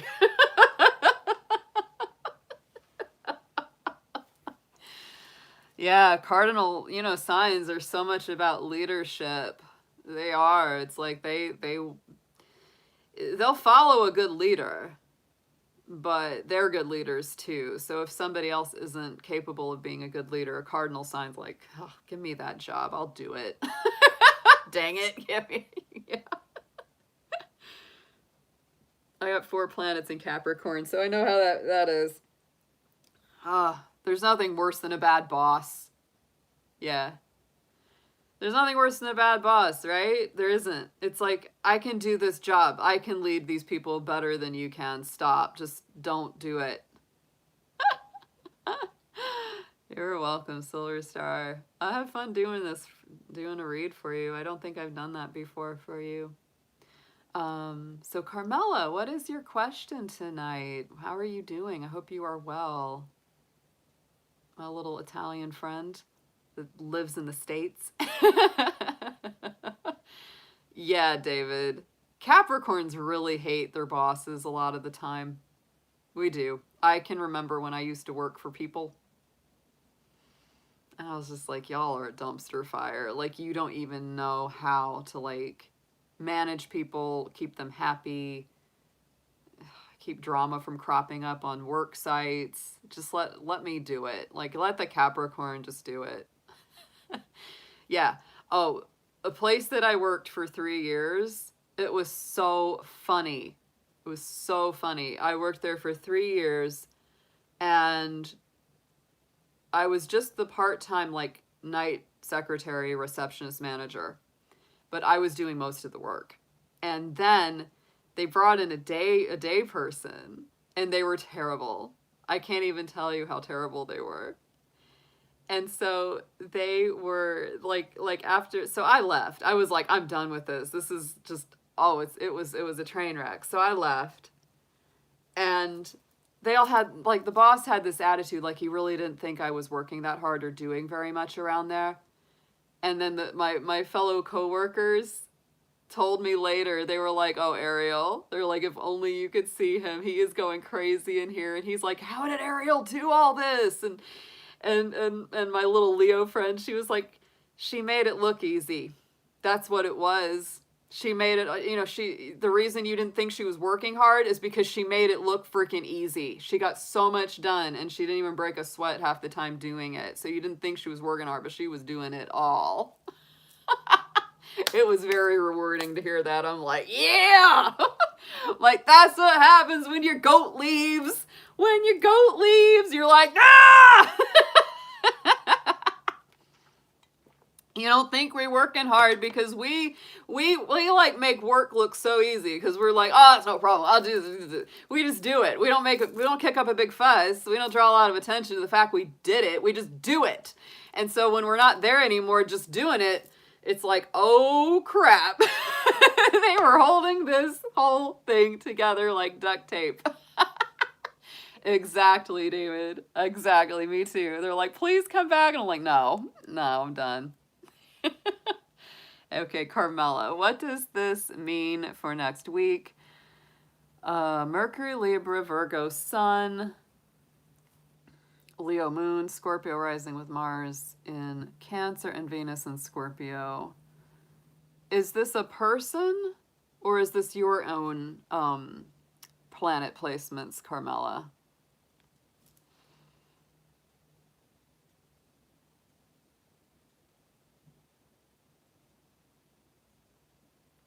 You're gonna get a lot of good energy to the water placements, like your like if there's Mars in Cancer, Venus in Scorpio, Virgo Sun, Scorpio rising, that's real good because the Cancer energy is strong right now, so that really does bring a lot of positivity. Yeah. Might be very moody. It might be a very moody week as well because Mars is in Leo, and it might be crossing across that that moon sign. Yeah. When Mars is crossing over the moon, it can make you very moody. So just remember that. You might feel a lot of ups and downs. Yeah, this coming week. I'll pull a few cards for you too, but I think that, yeah, let me look at those placements again. The hardest challenge you might feel is the Mercury in Libra because that's a square to the Cancer stuff that's going on. Oh, you're Virgo Sun. Okay. Yeah. You've been told you're very moody. Well, part of that, I keep looking back at your placements. Part of that is if you've got Mars in Cancer, babe. Oh, yeah. No, that's one of the moodiest placements for Mars. Absolutely. Yeah. Thank you, Silver Star. Have a good night. But yeah, Carmela, Mars in Cancer, because Mars is our direct energy. It's the way that we fight. It's the way that we stand up for ourselves. It's our personal energy. And so, when it's in Cancer, which is famously moody because it's ruled by the moon, that's going to make you a kind of person that some days you're going to feel really upbeat, really ready to go, real strong, real confident, and some days you just want to be a homebody. Some days you just want to, get away from everyone. It's you really have to moderate that energy for yourself because it can be very up and down. Yeah. Mars and Cancer can be very up and down. You have to really listen to your intuition. And yes, it would make you very moody, No matter who has that kind of placement, it does bring the mood swings very potentially. And you have to really listen to yourself, because sometimes there's going to be days where you really feel like, yeah, I can take on anything, I can do it all. And then there's other days where it's like, I just can't. Like, you just really have to retreat. Some days you'll feel very emotional, some days not. You know, it's very up and down. Oh, you do, HW? Yeah.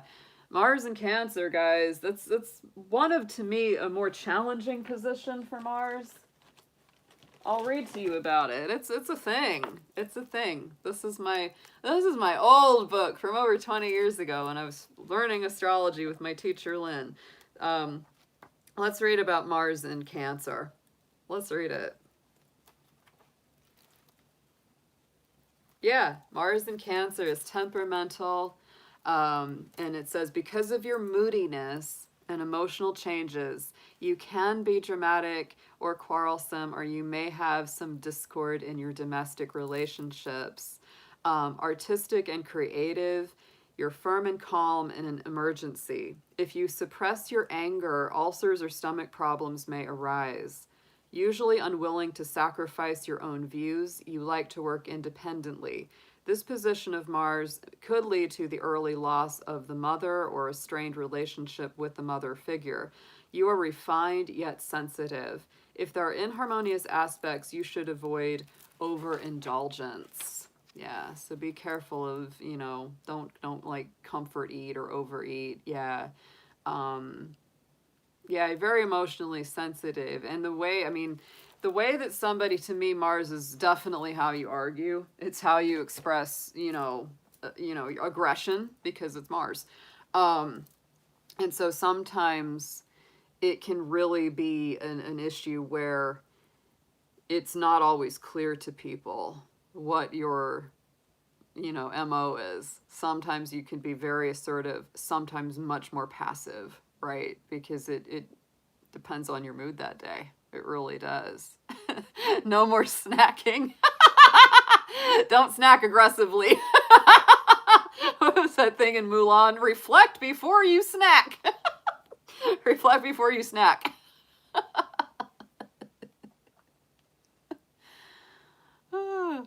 Oh, David, are you feeling down? Don't feel down. Oh, Goaty. Oh, we don't want you to feel sad. You're a good goat. Oh, you're sleepy. Okay. All right. Sleepy is okay. Let me look at your other placements again here. I'm giving you a little bit of a mini astrology read here, Carmela. Yeah, Mercury Libra. You don't want to argue with a Mercury Libra. They're always right. Like, don't even argue with them. Oh, Leo Moon. Yeah. And see, that's the other thing that I was going to say. You know, this week, Venus and Mars are both in Leo. And so that means that those planets, Mars is aspecting your moon this week, So you may feel, and actually it has been for a couple of weeks, Carmela, because, Mars went into Leo a little while ago. Let's see when that actually ends. Let me look at my ephemeris. No, there's no doubt that you're feeling that. And that would bring on a moodiness too. And that's a transit, right? That's not permanent. But right now, the moodiness may feel a little extra, right? Yeah, Mars just went into Leo at the very beginning of the month, actually. Yeah. So it makes total sense that you'd be feeling that. Or wait, it shouldn't be. Maybe this calendar is off. No, here we go. Yeah, it moved into Leo. Sorry, I clarify. Mars moved into Leo on June 12th. Yeah. So it's actually, it's there in Leo until the 30th, until the end of this month. So you'll actually be feeling a lot of that moodiness, because when Mars is moving across the moon, just as, when Mars is in Cancer in your chart, when Mars is connected to any of that lunar energy, to the energy of the moon, there's always a lot of mood swings. There's always a lot of emotional ups and downs. You may have days where all you want to do is cry and just vent. And then there may be days where you're feeling very upbeat, very happy, very can-do. And so you just have to be gentle with yourself, during those periods. It's important, right? once Mars goes into Virgo at the end of the month, that's actually going to be really positive for you because that will start to sextile your Scorpio planets. It will start to sextile your Cancer placements, and it will move across your sun sign with a transit. For a job without people. Yeah, well, it's not so much a job without people, but I think that you have to be really energetically in tune with the people that you work with. You really do. I was actually born with Mars in Capricorn, interestingly enough. That's the opposite of Cancer. And I would say people with Mars in Capricorn, we're very much self-starters. Like, we don't need a boss to tell us what to do. We really kick our own butt fabulously. Like, we do not need someone to motivate us. We're naturally motivated, and you may be very much the same. And that's part of why maybe, you know, when you're in a work situation, if you have an overbearing boss or somebody really breathing down your neck, oh, that doesn't work for you at all. Like, you do not need to be micromanaged. You really don't need to be pushed because you push yourself. Mars in a cardinal sign is very self-starting. You don't need a lot of motivation because you're self-motivated.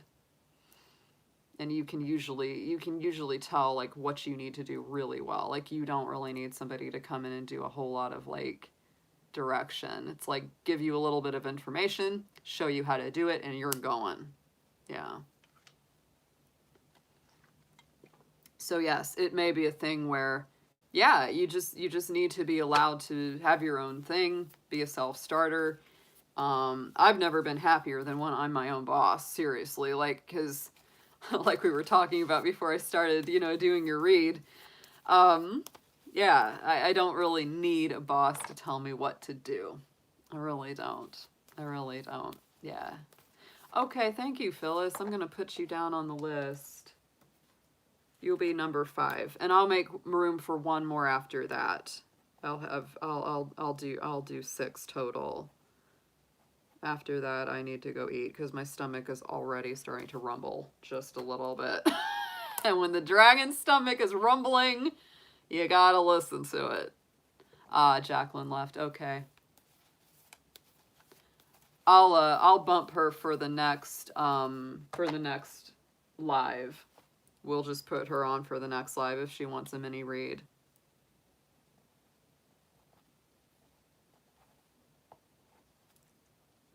So Phyllis will be number 4.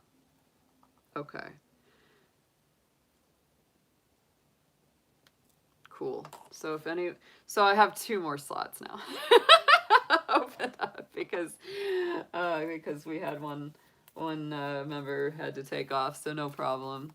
If anybody ever donates for a reading on a live stream and for any reason they can't you know, hang in there through it to wait for it, or if something comes up and they need to go, I will always put you on the list for the following live.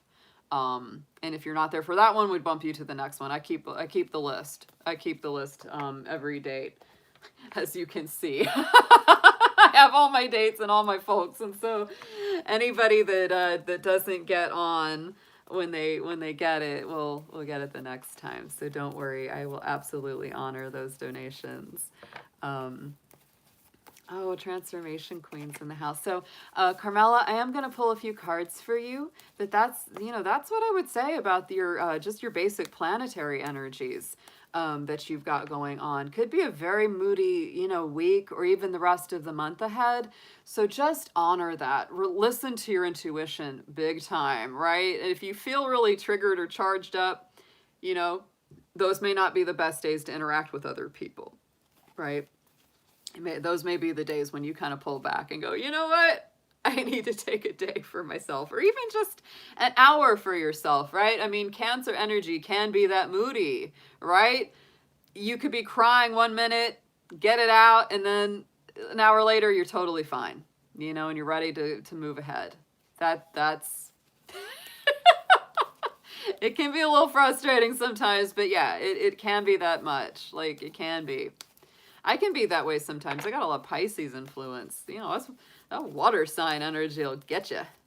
It'll get you. All right, let's see what we've got for Carmela this week ahead. What will her personal energies be like? Anything that she needs to be aware of? Dear angels, guardians, and ancestors, please show us anything that she needs to know just for her highest good for this week ahead.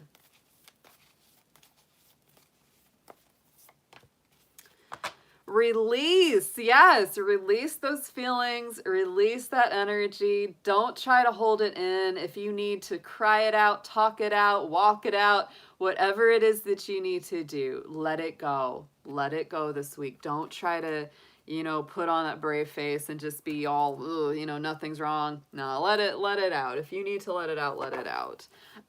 This to me is also a card of naturally letting go of anything that no longer serves you, no longer suits you, just like those leaves very naturally falling off. Sometimes you don't even need to do a whole lot to have that release happen. It just naturally happens.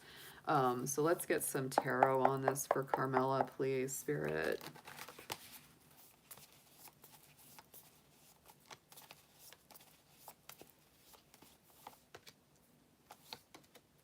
Yeah.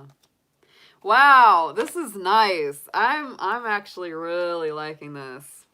This is a nice progression. Yes, Blenda, you can use Super Chat for the donations. We're starting out with the 7 of Swords. Hey, Carmela, every once in a while, not often, but every once in a while I gotta scream in a pillow. Like, sometimes it just, you just gotta. Sometimes you just gotta. Like, yeah.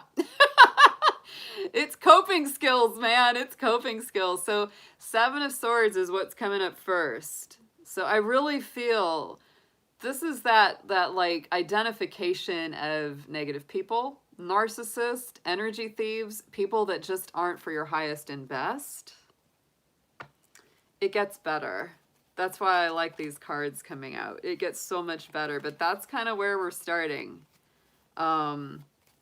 Yeah, take caution and be aware of others' actions this week.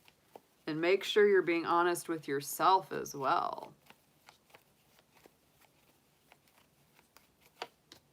And we have the Empress, right? So I just feel like, don't let people steal your shine.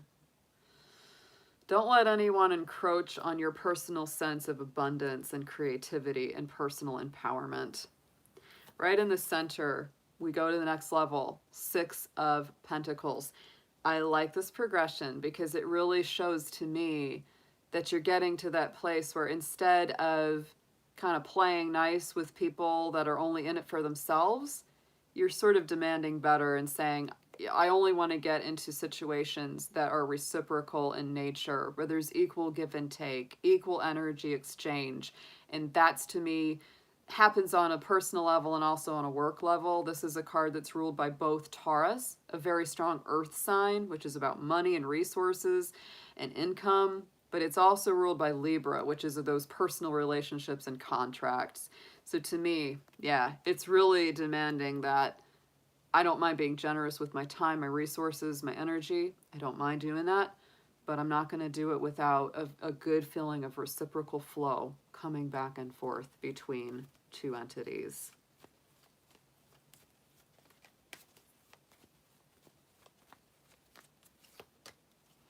Look at this. Look at this. Unfriggin' real.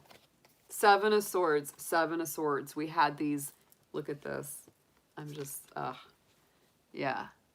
Yeah. We got our 7 of Swordsers, right? I really feel this is a week for you, Carmela, where you're really going to be using your intuition and your understanding about what you've learned in the past to avoid negative people and situations in the future. Yeah. No, exactly. So if you've got anyone that's kind of pushing you, anyone that is kind of bringing you down, seriously, because to me, 7 of Swords is like, people that steal your energy and your light because they don't have enough for themselves.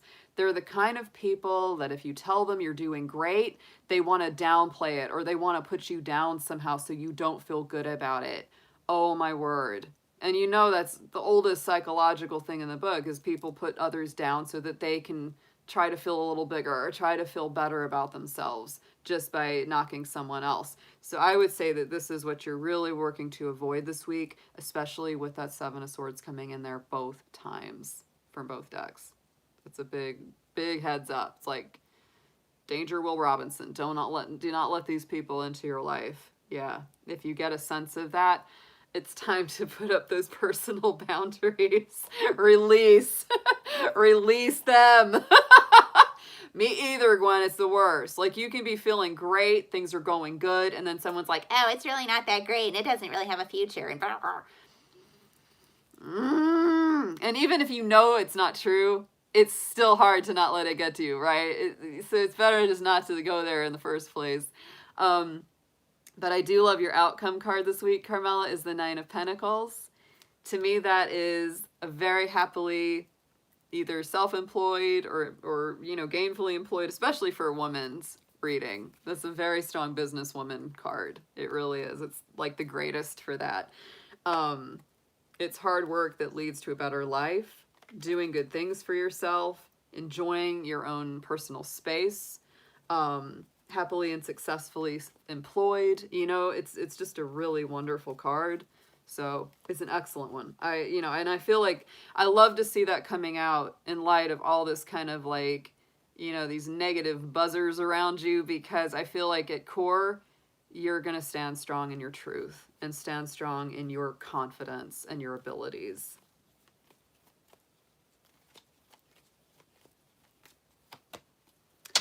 Yeah, I do. I feel like you got a lot of people around you with broken hearts, kind of cynical about life and love. And I mean, you just are like, I do. With the Three of Swords and 2 7 of Swords on this, yee. Don't you let those folks in your life. Don't you even let them in. Yeah. I feel like there's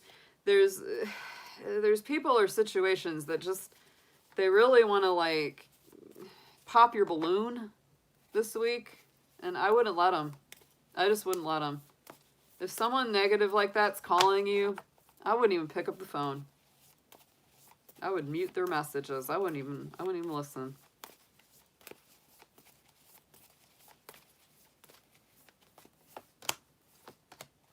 There you go. Suggested approach. Yeah, suggested approach. I would definitely, you know, speak your truth with the Knight of Swords. Put your foot down, say your truth, and maybe get the heck out of there. To me, the Knight of Swords is speaking your truth and being strong about what you need to say, even if you're nervous about saying it.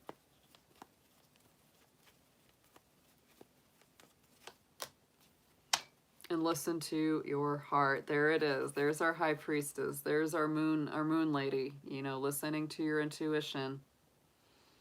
Speaking from the heart, speaking your truth. Listening to yourself. And yeah, getting out of there if you need to.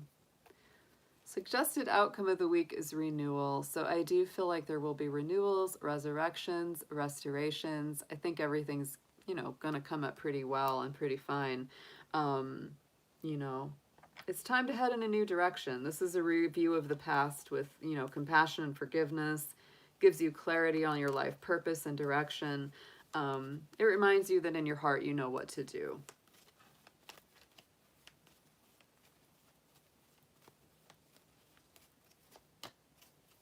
You will have just some decisions to make too. And I really feel like this reading feels very much like you've just got to make a decision to do what's right for you. You know, don't worry about pleasing everyone else. If you have Mercury and Libra, you said, it can be really tough for you to make decisions sometimes. You can get very undecided and have a hard time making those decisions. This is reminding you, don't overthink, don't overanalyze. You got to make some choices about where you want to go next. And you might have to be cutting certain people or certain energies out of your life to do it. Yeah. It's not a bad read, but it's really, really giving you some heads up around some of these people, right? Or some of these influences that kind of tend to drag you down. And I'd be real careful of that. I wouldn't engage with anyone or anything that feels shady or dishonest whatsoever.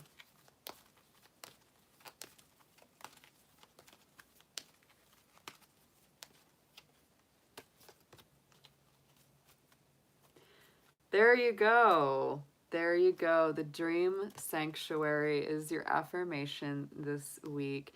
Attend to the simple things, right? So take care of the basics. Don't worry too much about, you know, too much complexity. Keep it simple. Don't engage in other people's stupid dramas. You know, they might try to drag you into them this week. I wouldn't even go there. Focus on yourself. Do what's good for you. Yeah,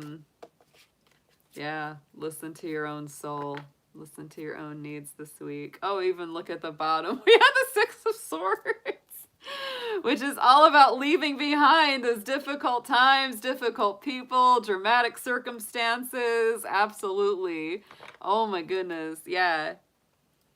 No time for the drama this week, Carmela. That's how I feel about this one. Let's see, who was that donated? Blenda. Okay, yeah, I'm gonna put her down. She'll be number 5.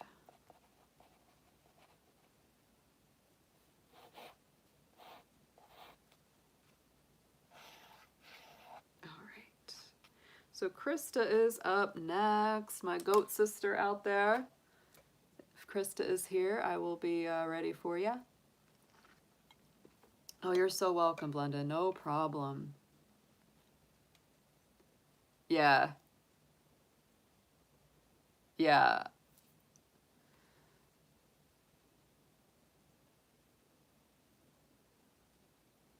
Cap Rising. Well, I like that you're giving me all the planet placements. Well, yes, I do. Venus and Mercury in Aquarius, Capricorn Sun and Rising, Saturn in Cancer, Aries Moon. Wow. Oh, you're welcome, Carmela. Thank you. All right, I'm gonna hold up the dragon because we're starting on Krista's reading.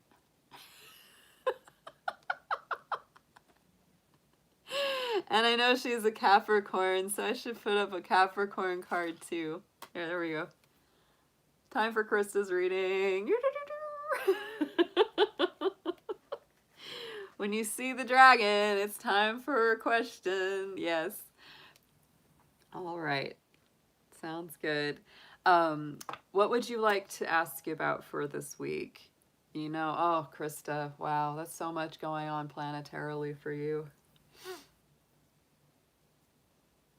Yeah. Saturn, you know, moving across your Venus sign is no joke either. Like that's a lot of challenge and friendships, love, marriage, all of that, you know, can go through some testing for sure. I know it. Krista, I'm telling you, you know me and you are like we're like goat sisters. And so I'm just saying that like since that full moon in Capricorn, I've really been feeling it. I don't think it's a coincidence. I think it's a real thing. General read. Okay. Yeah. Awesome. Thanks, Gwen. Yeah. Wow. It does feel that way, doesn't it? Let's see what comes out. Let's see what comes out. I don't want to think too deep into this one. I just want to feel into it a little bit. Yeah, no wonder we connect, Krista. My moon sign is Capricorn. Your rising is Capricorn. That's really, wow. Yeah. All right. So, dear Krista, let's see what we have. Dear angels, spirit guides, ancestors, all our ascended masters, and all our friends, all our spiritual friends. Please, let's see what we have for her coming up this week or in the future. We'll just do a general read. Please show me anything that she needs for her highest good, any messages that come through that need to be received, please.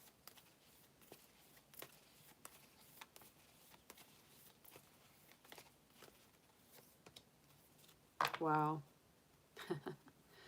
Yeah, focus is the big theme coming through out of here. So it is, and it's kind of interesting that we got that mountain in there. Even though it's not a goat, looks like a snow leopard moving through the mountains, but you know the goats are on that mountain too. I think it takes a lot of focus, you know, when times are hard. And on the bottom, we had the change card, you know. And there may be a lot of changes, a lot of transitions, a lot of things that are shifting around. And it takes a lot of focus not to give up and to keep putting one foot in front of the other. It really does. You know, sometimes we can only just focus on the moment one day at a time. Because I feel like, you know, there's a lot of change. There's a lot of shift.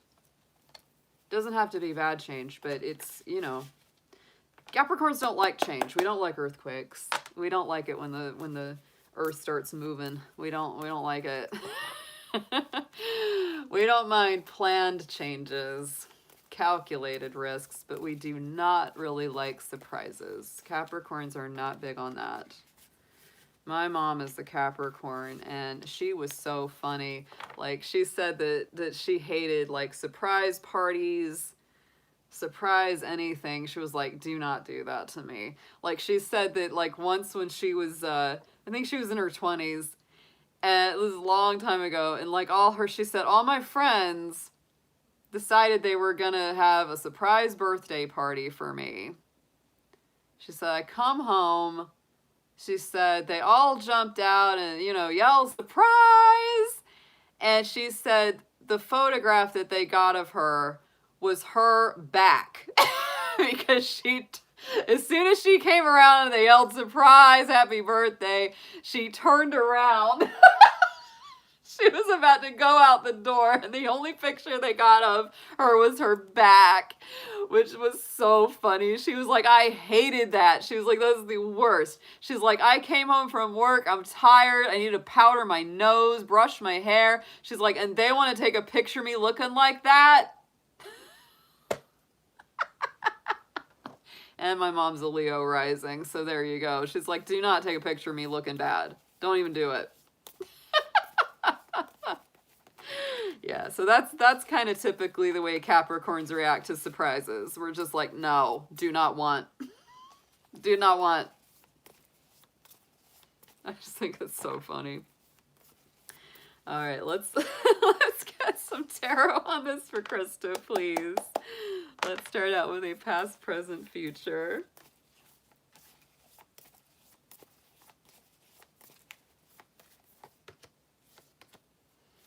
Ooh, yeah.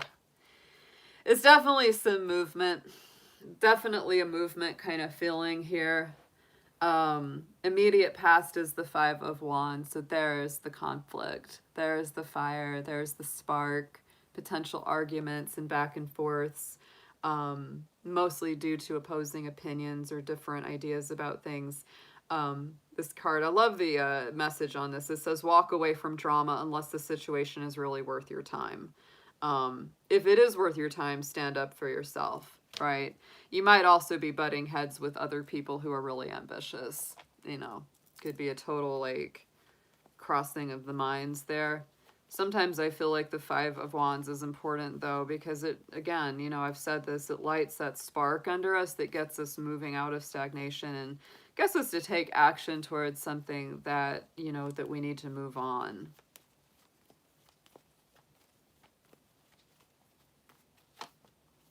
Yeah, and the sun is on top of it. So again, like, I don't automatically ascribe negativity to this card, even though sometimes it can feel that way. But I really do feel like, in a way, it's a good thing, because it's like, this feels like clearing the air. It feels like something needs to be said, something needs to be done. Or maybe it already has, you know, maybe this already has, because this is, you know, in the immediate past. And the sun is very bright. It's very open. It's, you know, it's very positive. It's the most positive card in the deck. So I do feel like, you know, clearing the air, venting, letting off steam, you know, being very open about your feelings and your energy is actually very healing. It's very helpful. In the middle, we do have the release card. This is the same as the death card in the tarot. So it is, you know, it's the Scorpio energy. It is big transformations, big releases, endings that lead to new beginnings, the need to release situations, big transformations. It can be tough. It can be tough because, you know, it's a death card, Scorpio cycle.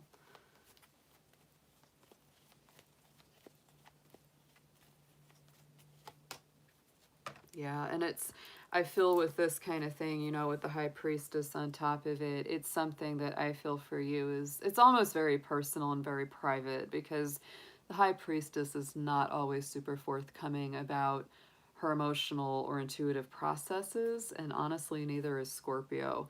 So you may be going through so much more on the interior below the surface than most people have any clue. Like they have no idea how deep that goes.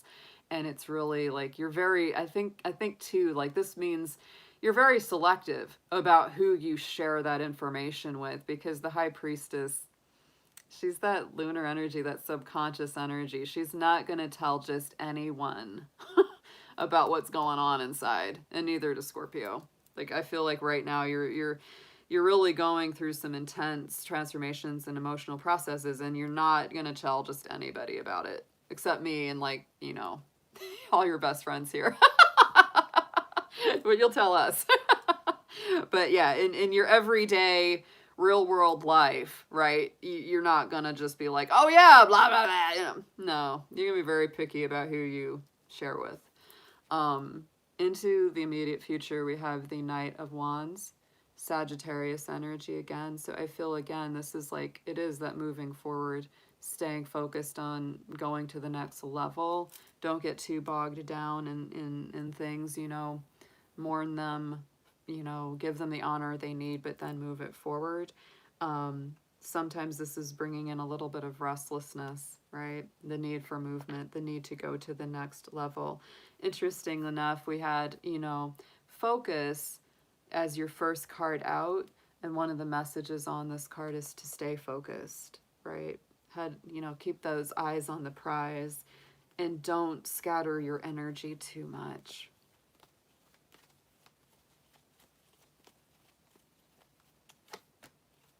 Yeah, because I feel it's, you know, you're wrapping up some very difficult, painful cycles with this Ten of Swords, you know. It's a good thing that's wrapping up the Ten of Swords because it is the end of a difficult cycle, maybe the end of, you know, some big anxieties, fears, the mind going round and round, you know. But it's kind of like you got to punch through. The way out is through. You know, the way that you get to the light is by punching through that dark tunnel. And it takes a minute, right? It does. It takes a minute to do it. Um, wow, it's a lot. It's a lot. Let me get a suggested approach how to handle this stuff.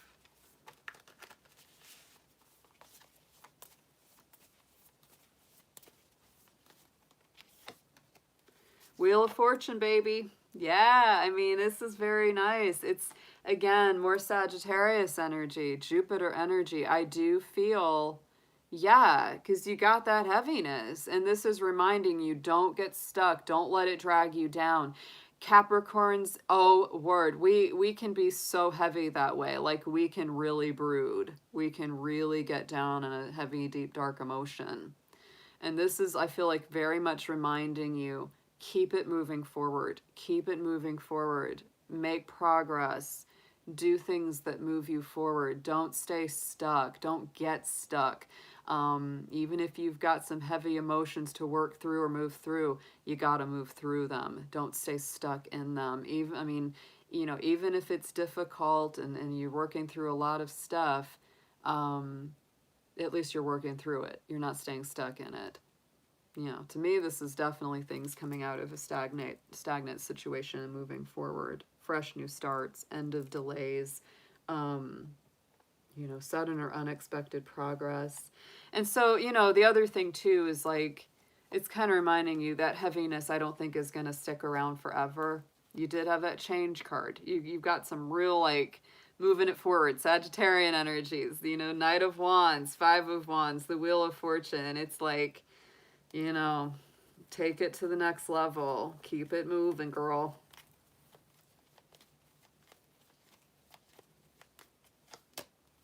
Look at this. Ah, yes. That's pretty strong for the suggested approach, don't you think? The Wheel and the Chariot. Those are both about forward movement in two different ways. And the Chariot is about, victory as well, and success, and balancing those two sides of yourself, the yin and the yang, the feminine and the masculine, the light and the dark. Both of them are moving things forward. It does not stay still, and it is a lot of learning. I feel like, both that Jupiter energy and the Chariot are all about learning and really coming out with a big victory from everything that you've learned and gone through. Wow. It's definitely, to me, this is a psychological reading in a lot of respects. I feel like, counseling, therapy, talking it out, getting a reading like this, it's all very helpful and healing for you. It helps you to understand what you're going through, and it also keeps you moving. It keeps you growing. Because to me, the Chariot is very much about learning about our subconscious, right? And balancing those two sides of ourselves, the light and the dark.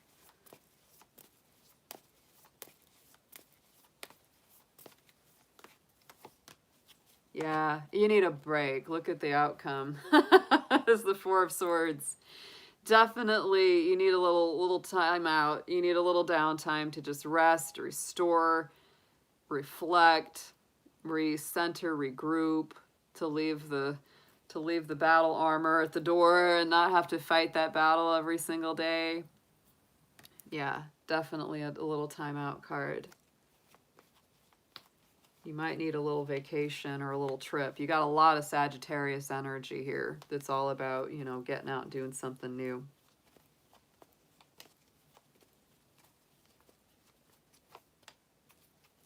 Eight of Pentacles. And I do feel like it's centered around work. This is going to be the challenge because you are a Capricorn. Because even when we're on vacation, we're still at work, aren't we? It's so hard for us to completely, leave that behind. There's the Eight of Pentacles. So I do feel like in a lot of ways, though, this is a learning and teaching card, right? It's a student energy. So in a lot of ways, I feel like you may, as a result of all this, be learning better how to moderate your energy. Like when it's time to leave work at the door, leave it at the door, right? When it's time to get to work, it's time to get to work. But try to, fully commit to either one, right? Fully commit to either your vacation time or to your work time. Underneath, Ace of Wands. Big, bold, passionate new beginnings. Knight of Cups. Emotional offers and conversations. Yeah, a lot of movement here. It's a lot of fire. A lot of fire. That's why you're going to need some downtime.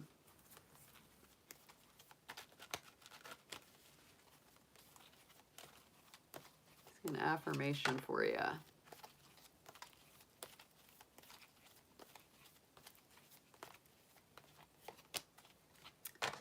Ooh.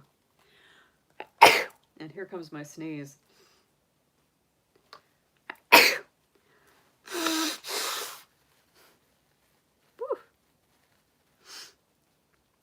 Knights of the Round Table was your affirmation card. Let their love lift you higher. So I feel like, what this really feels like is your spirit guides, your ancestors, your spiritual support team that's all around you, and letting them help you out, leaning on them a little bit more. I love on the bottom, we had the thin, thin veil, because I feel like the veil between this world and the spirit world are pretty delicate. Like it's almost like you can really contact your spirit guides, your ancestors, your spiritual support team a lot easier than ever right now. Yeah, that comes through big time on that. Wow. Quite a reading, Krista. Quite a reading. This is definitely one you refer back to over time, because I have a feeling that this is addressing a lot more than just the week ahead. I feel like there's more to it than that. I do. I feel like there's a lot of longer ranging development and effort and, manifestations that come out of that.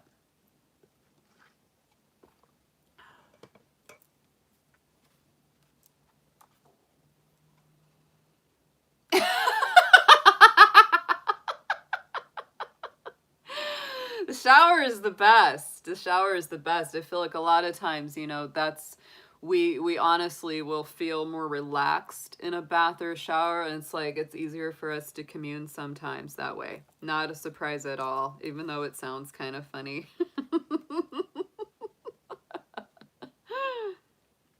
Yeah, Phyllis is up next whenever she's ready to ask her question, and I'm gonna, as soon as we do that, as soon as we start, hold up the dragon. That'll be the sign, the high sign when we're starting a new one. Hey Phyllis, I love your last name, Rowan. Very, very nice. Let's see what your question is, or what you would like me to focus on. If you'd like me to just do a general read, I can do that too. Sometimes those are incredibly revealing because it's just whatever you're meant to know comes out.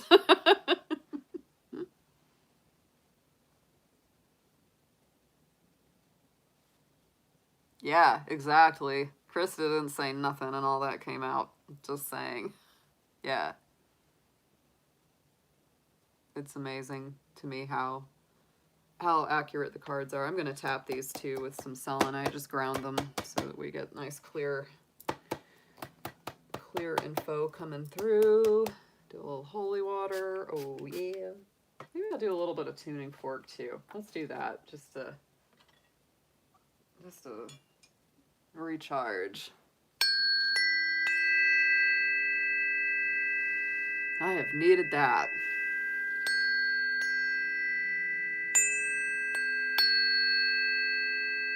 I think I'm due to listen to some sound therapy files tonight while I'm relaxing. Oh yeah.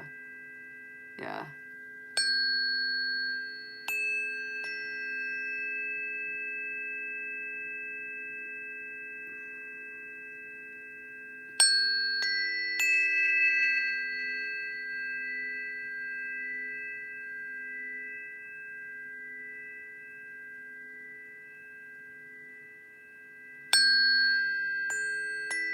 Oh, I live them too. I live and love them.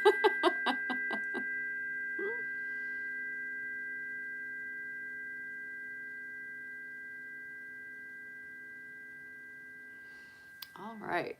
That feels much better.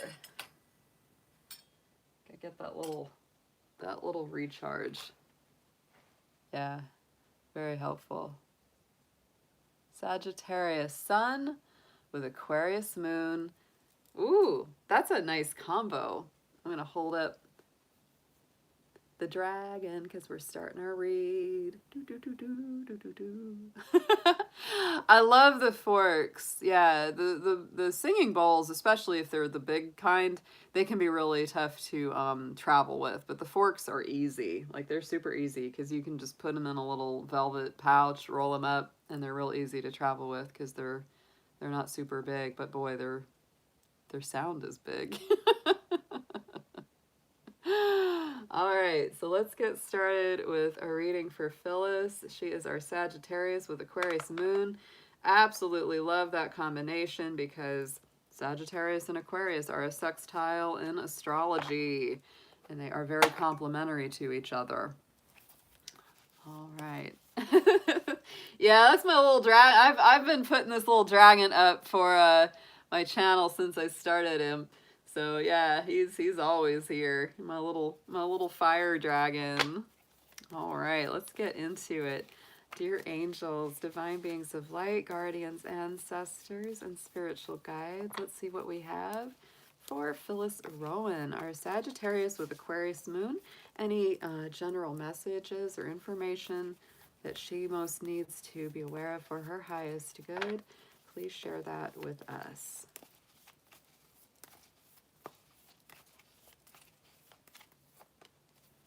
Nice card. Ooh, very nice cards coming through here. First one up was wisdom. Doing that deep dive, deeper into the heart of wisdom. And on the bottom of the deck was the inner peace card. I love that, like, it's very Pisces feeling, that inner peace card. Actually, both of these are very Pisces feeling. They're both very watery. We got our mermaid and we got our double fish.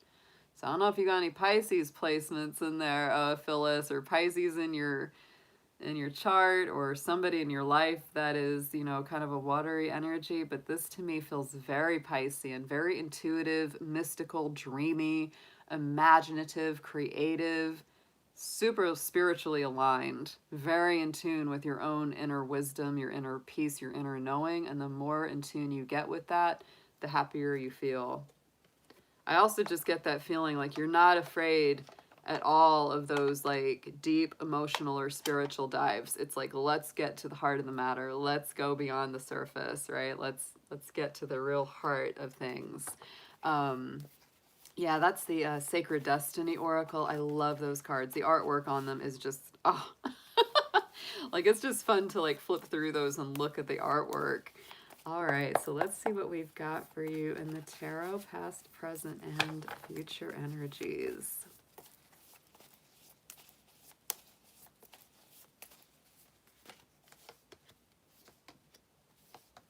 Oh, these are all very nice. Ooh. All right. I feel like you're coming from a really good place. I don't know what's going on in your life, but in the immediate past position, we've got the Sun. The Sun is the most positive card of the tarot, so I feel like no matter what is going on with you, even if you've gone through challenges, it's like you're reemerging in a really positive way, and I feel like you're very focused on positivity, optimism, things moving forward in a good direction. You could have recently had some sort of personal success or victory, something that, you know, you worked on very hard that led to a better opportunity or a better outcome. But overall, I feel like you're you know, in spite of whatever else may be happening, you're very focused on upliftment, on personal growth and happiness.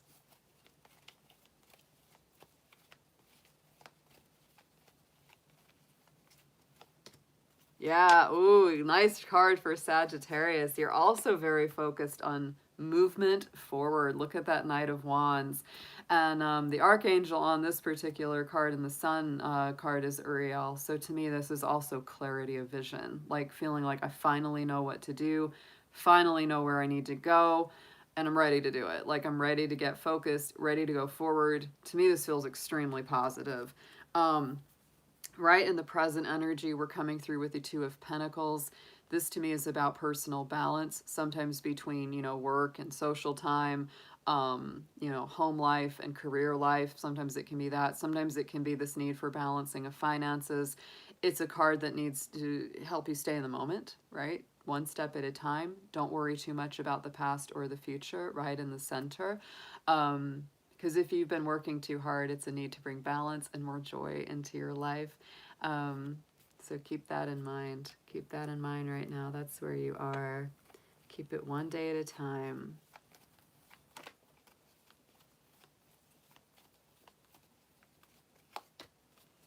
Yeah, and the Four of Cups. There is a feeling too, like you might have a very specific focus, either on a specific person, a relationship, or a job, or something in your life. And if you're focusing on that too much and it's not very fulfilling, like this is the classic situation of like somebody that keeps setting you, you know, like setting you up and, you know, letting you down, right? They're sort of saying, yeah, we're going to go out. Yeah, I'm going to do this. Yeah, I'm going to call you. Yeah, this is going to happen. And they keep not doing it, but yet you keep focusing your energy on them or on the situation.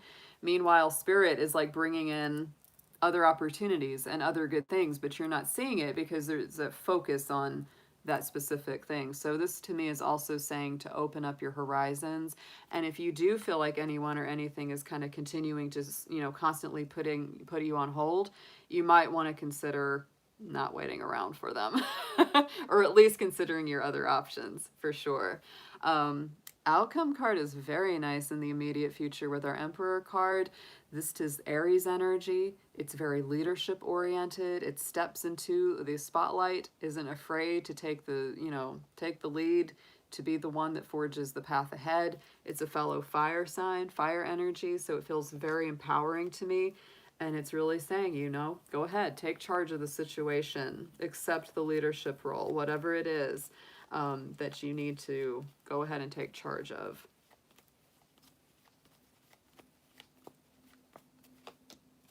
And look at that. Ooh, hoo-hoo. 10 of Pentacles. Very nice. To me, this is like really taking, probably in some ways, it's like taking responsibility for your own happiness, planting, you know, your literal or metaphorical garden. 10 of Pentacles to me is that real feeling of security, great foundations, good roots, good connections with your community, family, friends, loved ones. You know, working for what you want, having the rewards come through for you there. These are great cards. These are great cards. Let me get some advice on this. Let's get a suggested approach.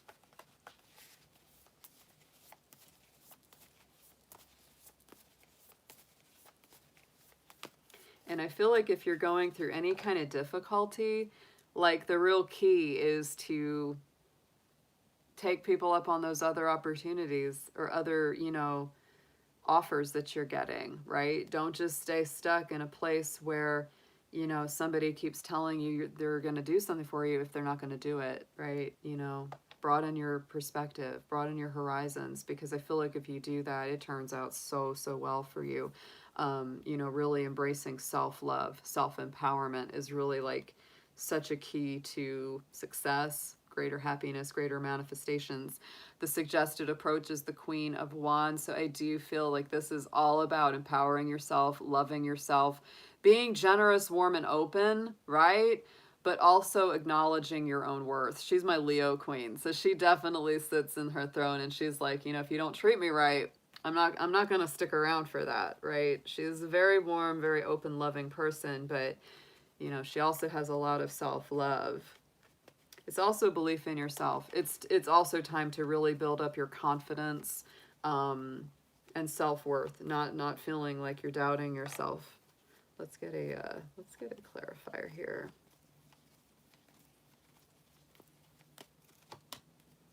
Yes. Oh my gosh. The Devil card. There's our Capricorn energy. So to me, the suggestion again is like it's empowering yourself and releasing anything that has been a limiting factor, old negative routines, situations, relationships, anything that's really been holding you back or making you feel not empowered, right? It's like, here's the empowerment, here's the release from anything that has kept you from feeling not empowered or not confident, right? This can also be a little bit of a workaholic energy because it is a Capricorn energy card, right? So if you've been working too much, too many hours for not enough, you know, fulfillment, that's something you may be looking at as well. Let's get a potential outcome card on this.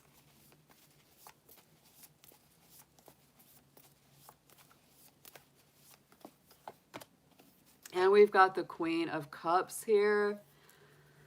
Scorpio Queen. So, oh my goodness, I feel like this is really a powerful reading about personal boundaries and valuing yourself. This is a great read. If you feel like anybody hasn't been valuing you enough or paying attention to those emotional boundaries, it's time to really put those in place. I love that both of these two cards in the outcome are queens. The Queen of Wands and then the Queen of Cups.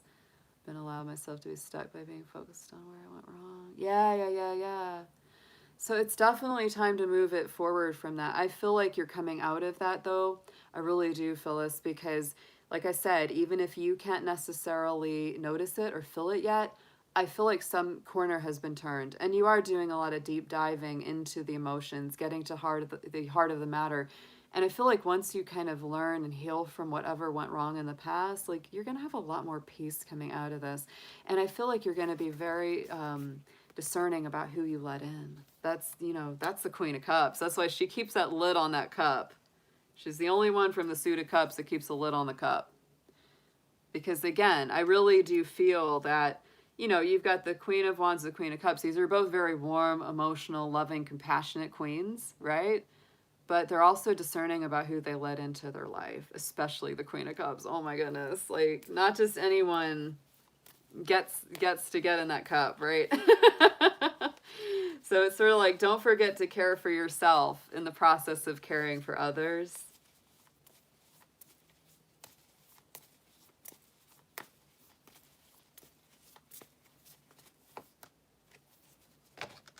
There's a lot of learning here too. There's a lot of learning here, learning and teaching. And this may be something that you sort of, as you heal from this, you're teaching others how to get through circumstances that you've come through yourself.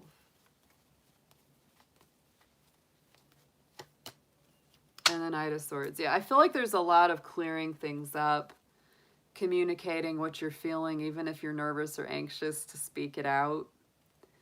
Yeah, this is really definitely an embracing of your inner strength. And I feel like a lot of it too is just, again, going back to that center, the present energy of being in that personal balance. And, if you've been focusing on certain things or certain situations or things that have gone wrong in the past, this is that real card of like, don't get stuck in that, because there's good things coming through. And if you're only focused on what went wrong or people that don't treat you right, it's a lot harder to see those opportunities. Wow. I mean, on the bottom, we have the Six of Wands and the Ten of Cups. Super strong success, emotional happiness and harmony. This is a great reading. I feel like you may not see it coming just yet, but I feel like you're really turning the corner into some good stuff. And the more that you empower yourself, the more that you embrace self-love, confidence, and, really just doing what's right for you, it's like, wow, it changes the dynamics so much here. It really does. The Ten of Cups and the Ten of Pentacles coming into your reading. This is great. The Sun, Six of Wands. Let's get some, I know you're going through a lot. I do. And I know it because, Saturn is in Aquarius right now, and it's moving across your moon sign in your planetary transits. And so that's never easy. It's never easy. When Saturn and the moon are doing a little do-si-do, it is never easy, because the moon is our sensitive subconscious. Saturn is kind of that harsh, energy of judgment, accountability, karma, all that stuff. And so don't be surprised, over this next year and a half, you might battle a little bit with the blues. It's totally normal. Just remember that it's a temporary transit that's simply meant to really get you to focus on what's not working for you on that subconscious emotional level. It's a real, like, work with me energy when Saturn comes to call. Saturn moving across the moon really encourages us to, do that very, strong heart, a little bit of a hard look at our subconscious life and say, what is it works for me? What is it that doesn't? Let's lay a very, very good foundation. Let me see what we've got here for your affirmation. These are great reads tonight, guys. I love doing these personal questions. I really do. I absolutely love it.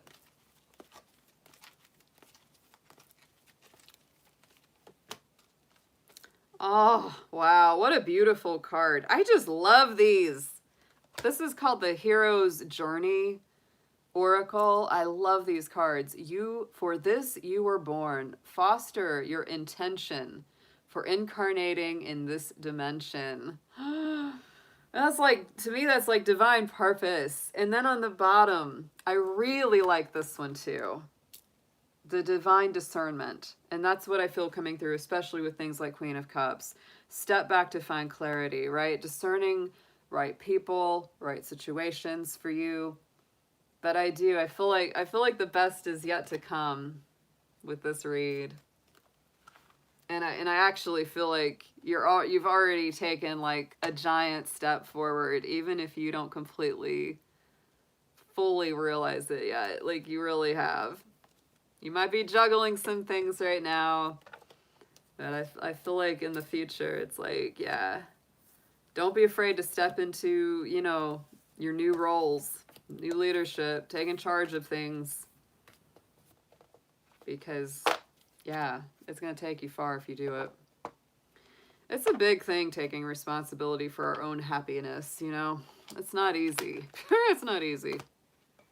Not letting other people determine that for us is huge. It's huge. I think it's one of the most important things that we ever do in life. but it takes practice. It's like an exercise, you know, and we're not good at it immediately. You have to practice it. You have to exercise it. It's like your leg muscles won't get strong if you don't exercise them regularly. It's the same with our psychological and emotional muscles. If we don't exercise self-love and respect and patience with ourselves, then we won't get that to be stronger. And we're not going to succeed at it every single time, right? We're not going to make the mark every single time, but at least we're trying, right? And if we stray, get back on track, come back to center. It's so important. So important. I learn that all the time, every day. And it's yeah, it's a difficult journey, but it's worthwhile. Good reading, Phyllis. Thank you for joining us tonight. Really, really enjoyed that one.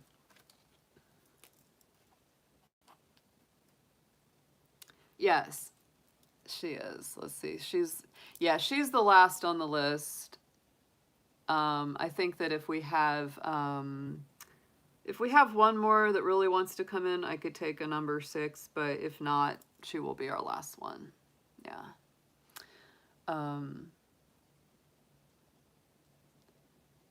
Oh, yeah, I noticed Jolie and Asia.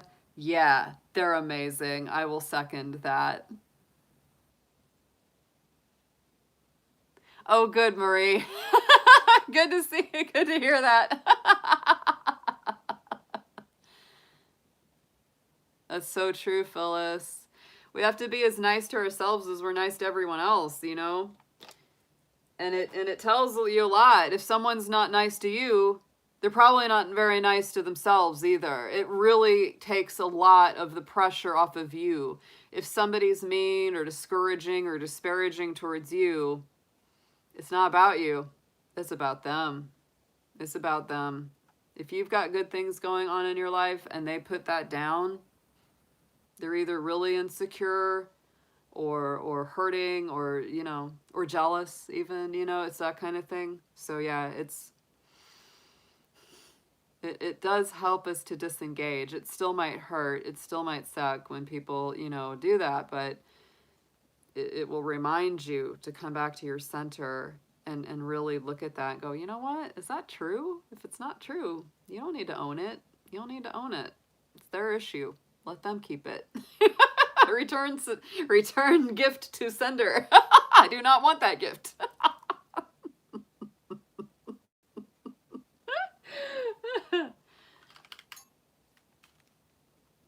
I'll burn a little sage here for us.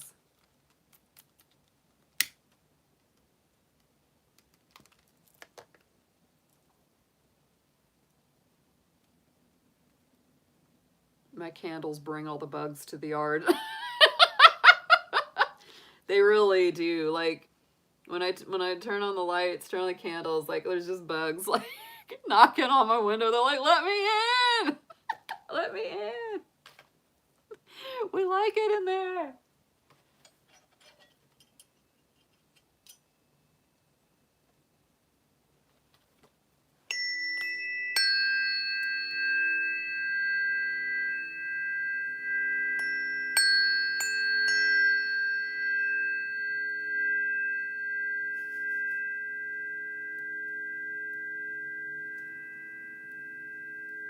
There was one bug actually climbing up and down my windowsill. He did manage to get in. Some of them make it, you know. They get the VIP pass. I'll probably like catch him and throw him outside. I hate killing bugs. I know it's like, I won't even kill roaches. It's so bad. I won't even do it. I can't. Like I can't even do it. I end up throwing them back outside in the grass. I'm like, get out of here. If I had an infestation, I'd get the pest control, but if it's just one that like meanders into my space, I'm like, get out of here. I'm not gonna step on you. I just can't do it. It's like that bug didn't do nothing to me. You just got lost.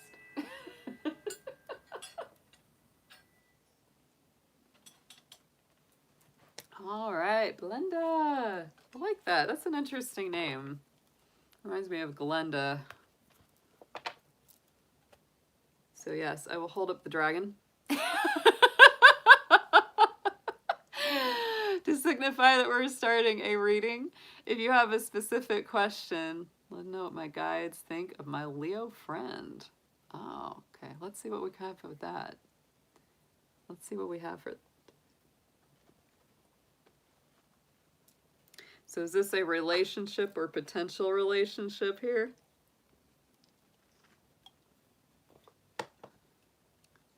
Okay. Taurus, Sun, Mars, Mercury, and Chiron. Wow, you got a lot of Taurus, Aries, Venus, Aquarius rising. I'm an Aquarius rising too. My Mars and Venus are conjunct. Nice. Nice. Okay. Well, you know how it is with Leo and Taurus. You know how it can be. I have seen some Taurus-Leo relationships work out, and I've seen some that were just horrendous. And it's because Taurus and Leo are both fixed signs, and they square each other astrologically. So they can really, really butt heads because they're both very stubborn about what they want. That's the biggest challenge you're going to have with that. If you're an Aqua rising, though, Leo is on your descendant and it borders your relationship house. So at the same time, Leo can feel like a natural match because it is going to light up that 7th house most of the time. It might be in the 6th, it depends on the degree. But in general, yes, you might be attracted to Leo because you have Leo on that descendant. Ah, so he's like crazy stubborn. You're crazy stubborn. What was your moon again? Are you moon in Taurus as well? Taurus, Sun, Mercury. Okay. Okay, yeah. What was your moon sign? And your moon sign is Capricorn. So you're in harmony with yourself. Like you you're a lot more in harmony with yourself than he is with himself. I'll tell you that right now. He has to do a lot more jumping through hoops to satisfy both sides of that personality because with the squared sun and moon that he has, that's totally a different vibe.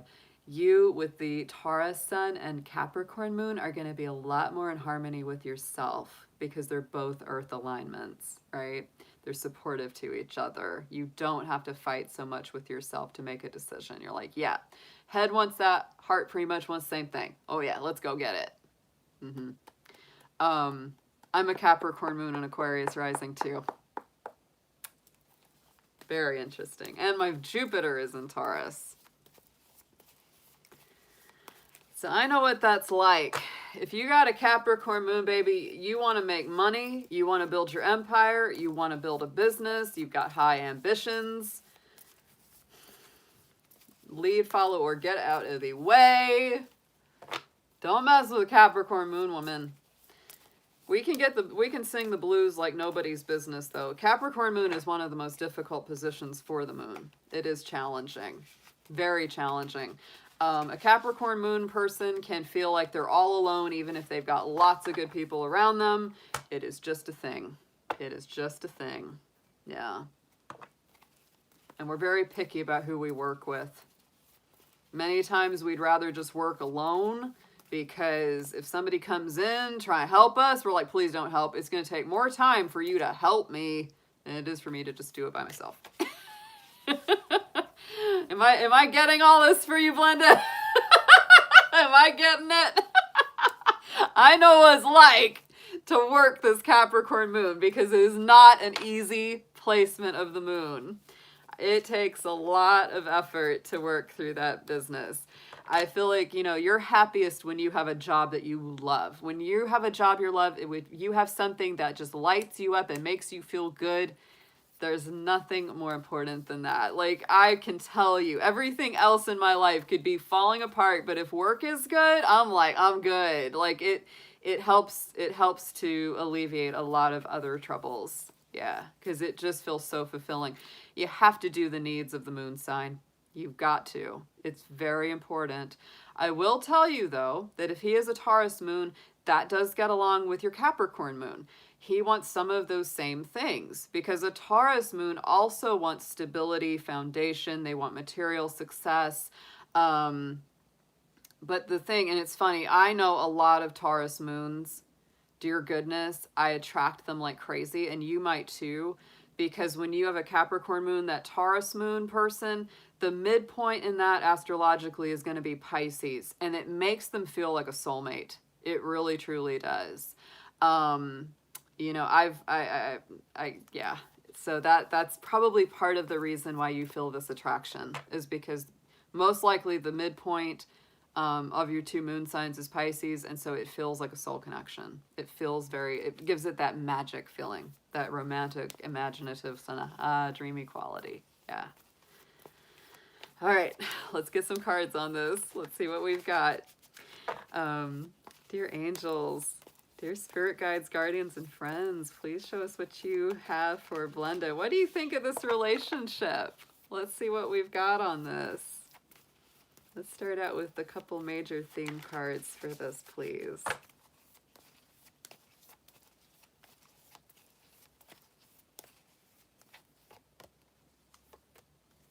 Nice. Both very active. We're starting out with the going forward card. So to me, definitely, there's something moving forward, something that's headed in a good direction. And we also have action. So I think that you're going to act on it. I think you both will. I think this is going to go forward, and I think there's going to be action and movement around this issue or around this relationship. One way or another, you're gonna know where it's going. You're gonna know if it's heading somewhere. Nice. Yeah. Well, with that earth commonality, that works really well because you both kind of have that, like, we want to build things, we want to grow things, we want to create, we want to produce. Yeah. That's the beauty of a trined moon sign, babies. That's the beauty of a trined moon sign, is that you will feel that subconscious commonality and sympathy between each other.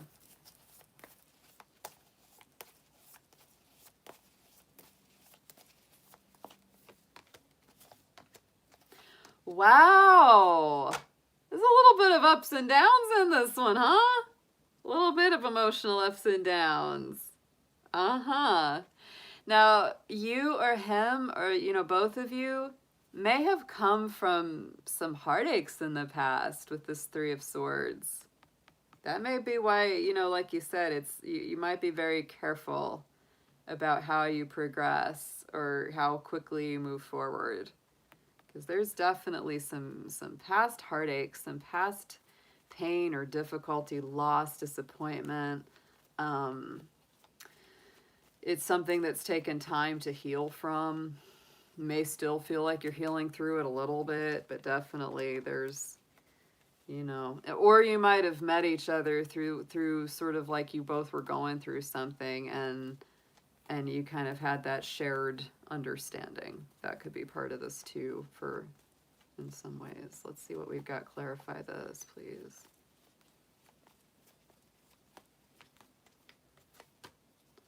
King of Swords. Also kind of like, I feel like, oof, you've had to cut some things out of your life in the past. This Aquarius energy.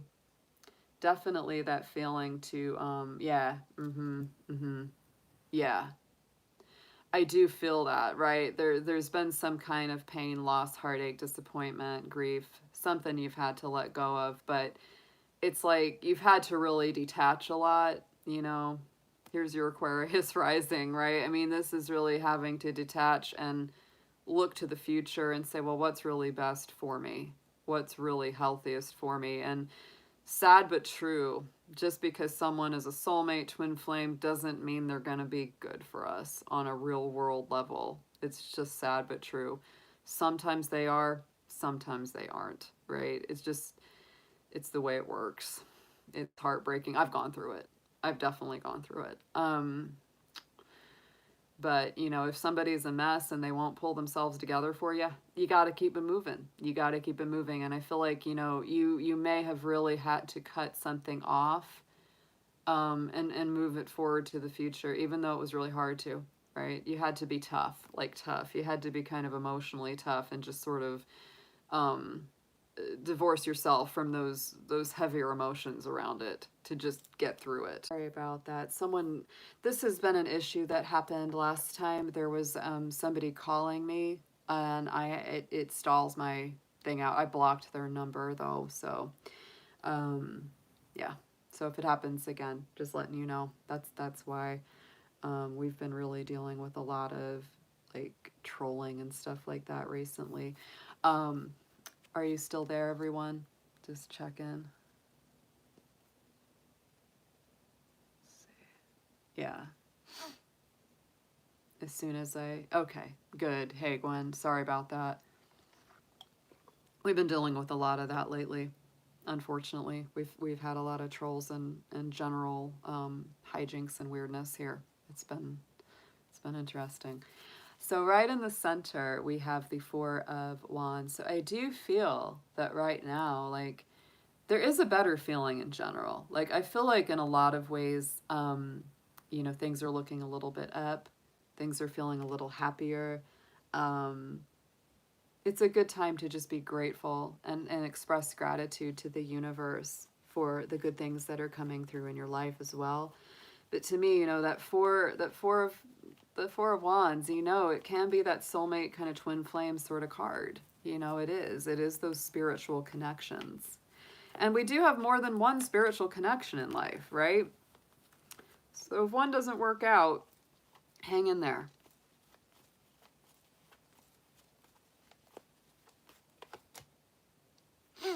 And there it is.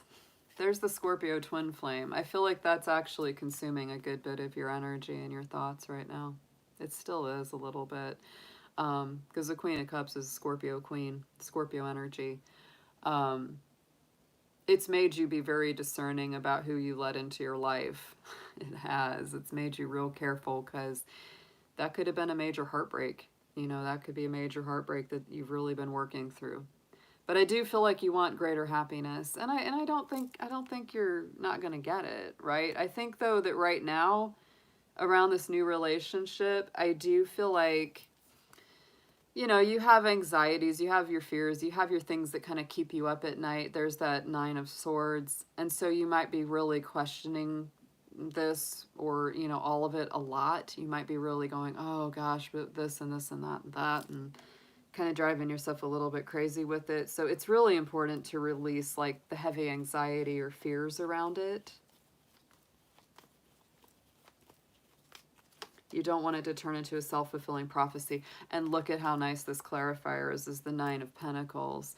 I feel like when you get really worried, stuck in your head, depressed, down, things like that, it's very important for you to work on things that are just for you. Because the Nine of Pentacles is all about like strong businesswoman, someone that has a lot of, you know, positive projects and work goals and things that you really enjoy doing. And I'm sure with all that earthy energy, you do have that, right? And I feel like, you know, the nine and the nine, one of them is really stuck in its head and falling prey to those worries and fears, while the other one is very much about being proactive, right? Not letting that drag you down or get you down. Wow, suggested approach is the Empress card, which to me is very similar to the Nine of Pentacles. So I absolutely recommend, no matter what the situation with Mr. Leo, I would pay good attention to taking good care of yourself, working on what you love, loving what you work on, creative projects, being successful, creating abundance, prosperity, giving birth to your dreams. Yeah, it's definitely time to take action. And it's interesting, you know, that action card was there. And I don't think that this is only action being taken on this relationship. I think it's also you remembering to take action on your own life. Sometimes you could be a person that really overthinks, over worries, over analyzes, all that kind of thing. And so it's real important for you to get physically active. It's interesting, you and I both have the same moon and rising placements, so we have a little bit of commonality there, and I can absolutely tell you that sometimes just physical exercise is one of the very best things that you can do. It really is, because it's going to get you out of your head, get you into the moment, and at the same time do something that's healthful and positive for you. I did that last night. Took a good walk, got good cardio in, you know, and it just makes a difference. And here, yes, stay balanced. There it is. Adjusted approach is the Empress and the Temperance. Sagittarius energy. So 1 foot in the water of emotion, 1 foot on the solid ground of logic and reason. To me, this is also reminding you, you're very resilient. You're stronger than you think. The difficult things that have happened to you in your life have only made you stronger. They've made you more multifaceted. They've actually grown you in a lot of ways.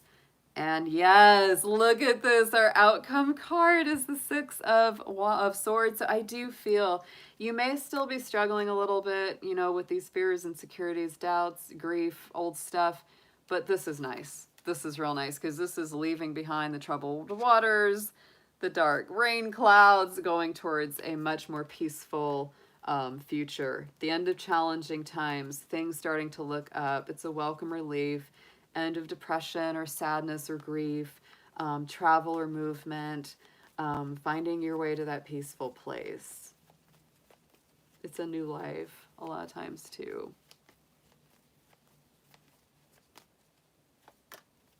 Yeah, and I feel like right now, as of now, I do feel like this is something that you're sort of still in the process of. I think that you're still going through not maybe necessarily a huge dark night of the soul. It might feel a little bit that way sometimes, but the Hanged Man is really about spiritual cycles of transformation and sacrifice and letting certain things go. There may be certain things you really have to release that are just not meant to take, you're not meant to take them to the next level of your life. It's like, gotta leave them on the shore back there, because you can't take them with you. You can't weigh the boat down.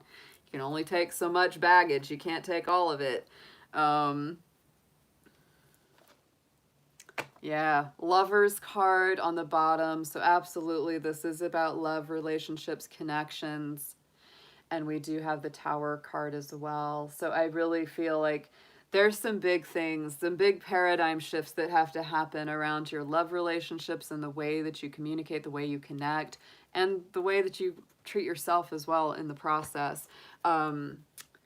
You know, you might have experienced a big, you know, the breakup that you experienced, you know, might have felt just really rough and really hard. But the thing, of course, you know, the Tower is ruled by Mars. And, you know, this is about, again, it's about action. It's about movement. I feel like there is a lot of dynamic action around this reading.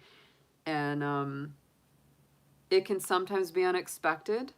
But sometimes we knew it was coming, and it was like, yeah, I knew that darn tower needed to be knocked down. It was time for it to go.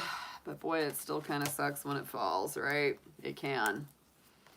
Ultimately, it's very empowering, though. Ultimately, it clears the decks for new action and what we're really meant to embody and embrace. Let's get an affirmation on this for you, Blenda. This was a great read. I feel like it really reveals a lot of different aspects of what you're experiencing right now. I feel that it's, you know, it's good. Where you are is it's normal, it's natural. But I do feel like better things are coming, and it's really very much about being discerning of what's right for you, listening to your intuition, establishing good boundaries from the beginning. It's real important. It's real important. But I do feel like you're focused on moving forward to a better future. I really do.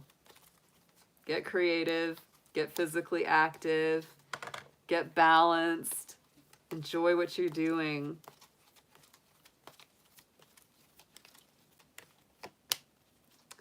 Like that. Ooh, so you hold the key to an awakened life. Set yourself free. Oh my goodness. So yeah, you've got the keys, right? Nobody can do that for you or give that to you. You've got the power. You got the power. It's like that, and I think that that's, we talk about that a lot in here. And, you know, we're just talking about it earlier, is that it's like we are the ones that give ourselves that happiness, right? Other people can contribute to it if they've got something good to bring to the table, you know, we'll let them bring it to the table, but they're not the ones serving the main course, you know, we are. They've got to serve the main course in their own life, right? Those are the best relationships, are people that are really dedicated to making themselves happy and fulfilled instead of looking to someone else to constantly be filling their cup. You know, if you're happy and confident within yourself, and so is the other person, so much better. So much better. Ah, my teacup's empty. I gotta get more tea. Oh, Belinda, that was a great read. Thanks for coming by. Oh my gosh.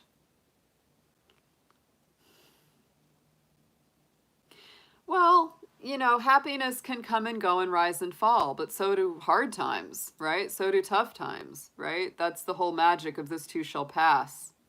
That's the whole magic of that saying.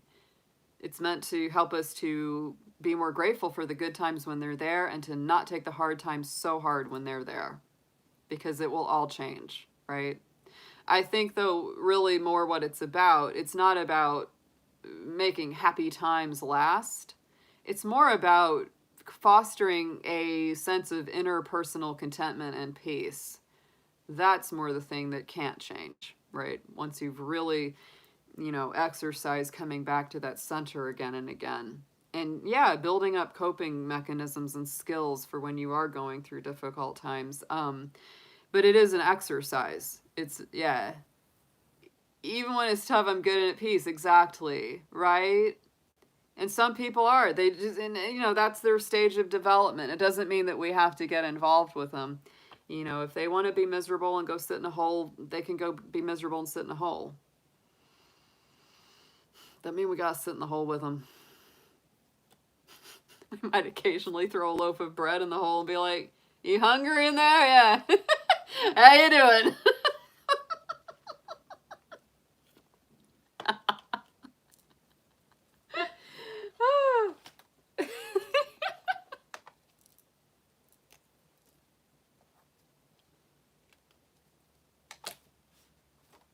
All right, guys. Well, this was a good night. I enjoyed it very much. I hope you did too.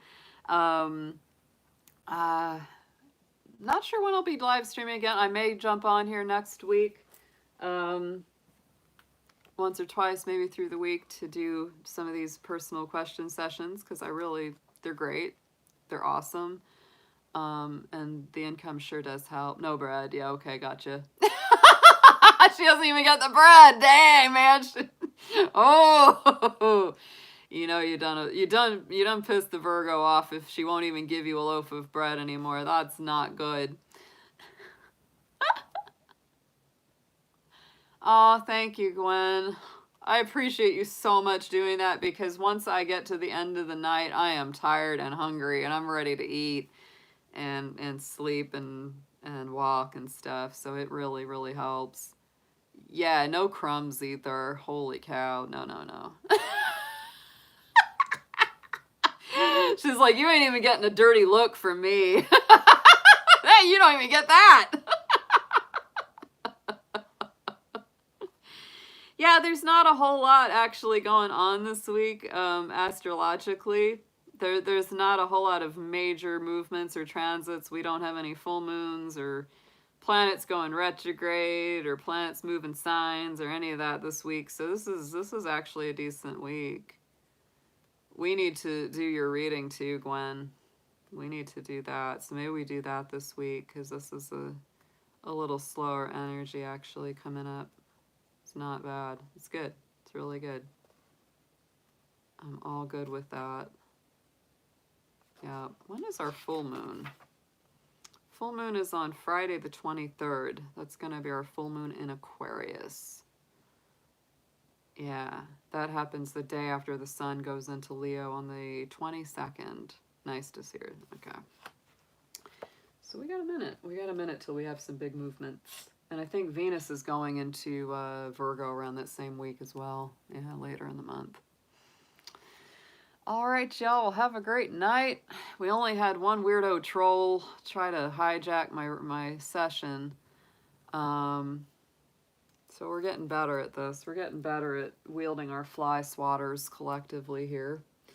I saved the fly swatters for the idiots. All right, my honeys. Have a great night, y'all.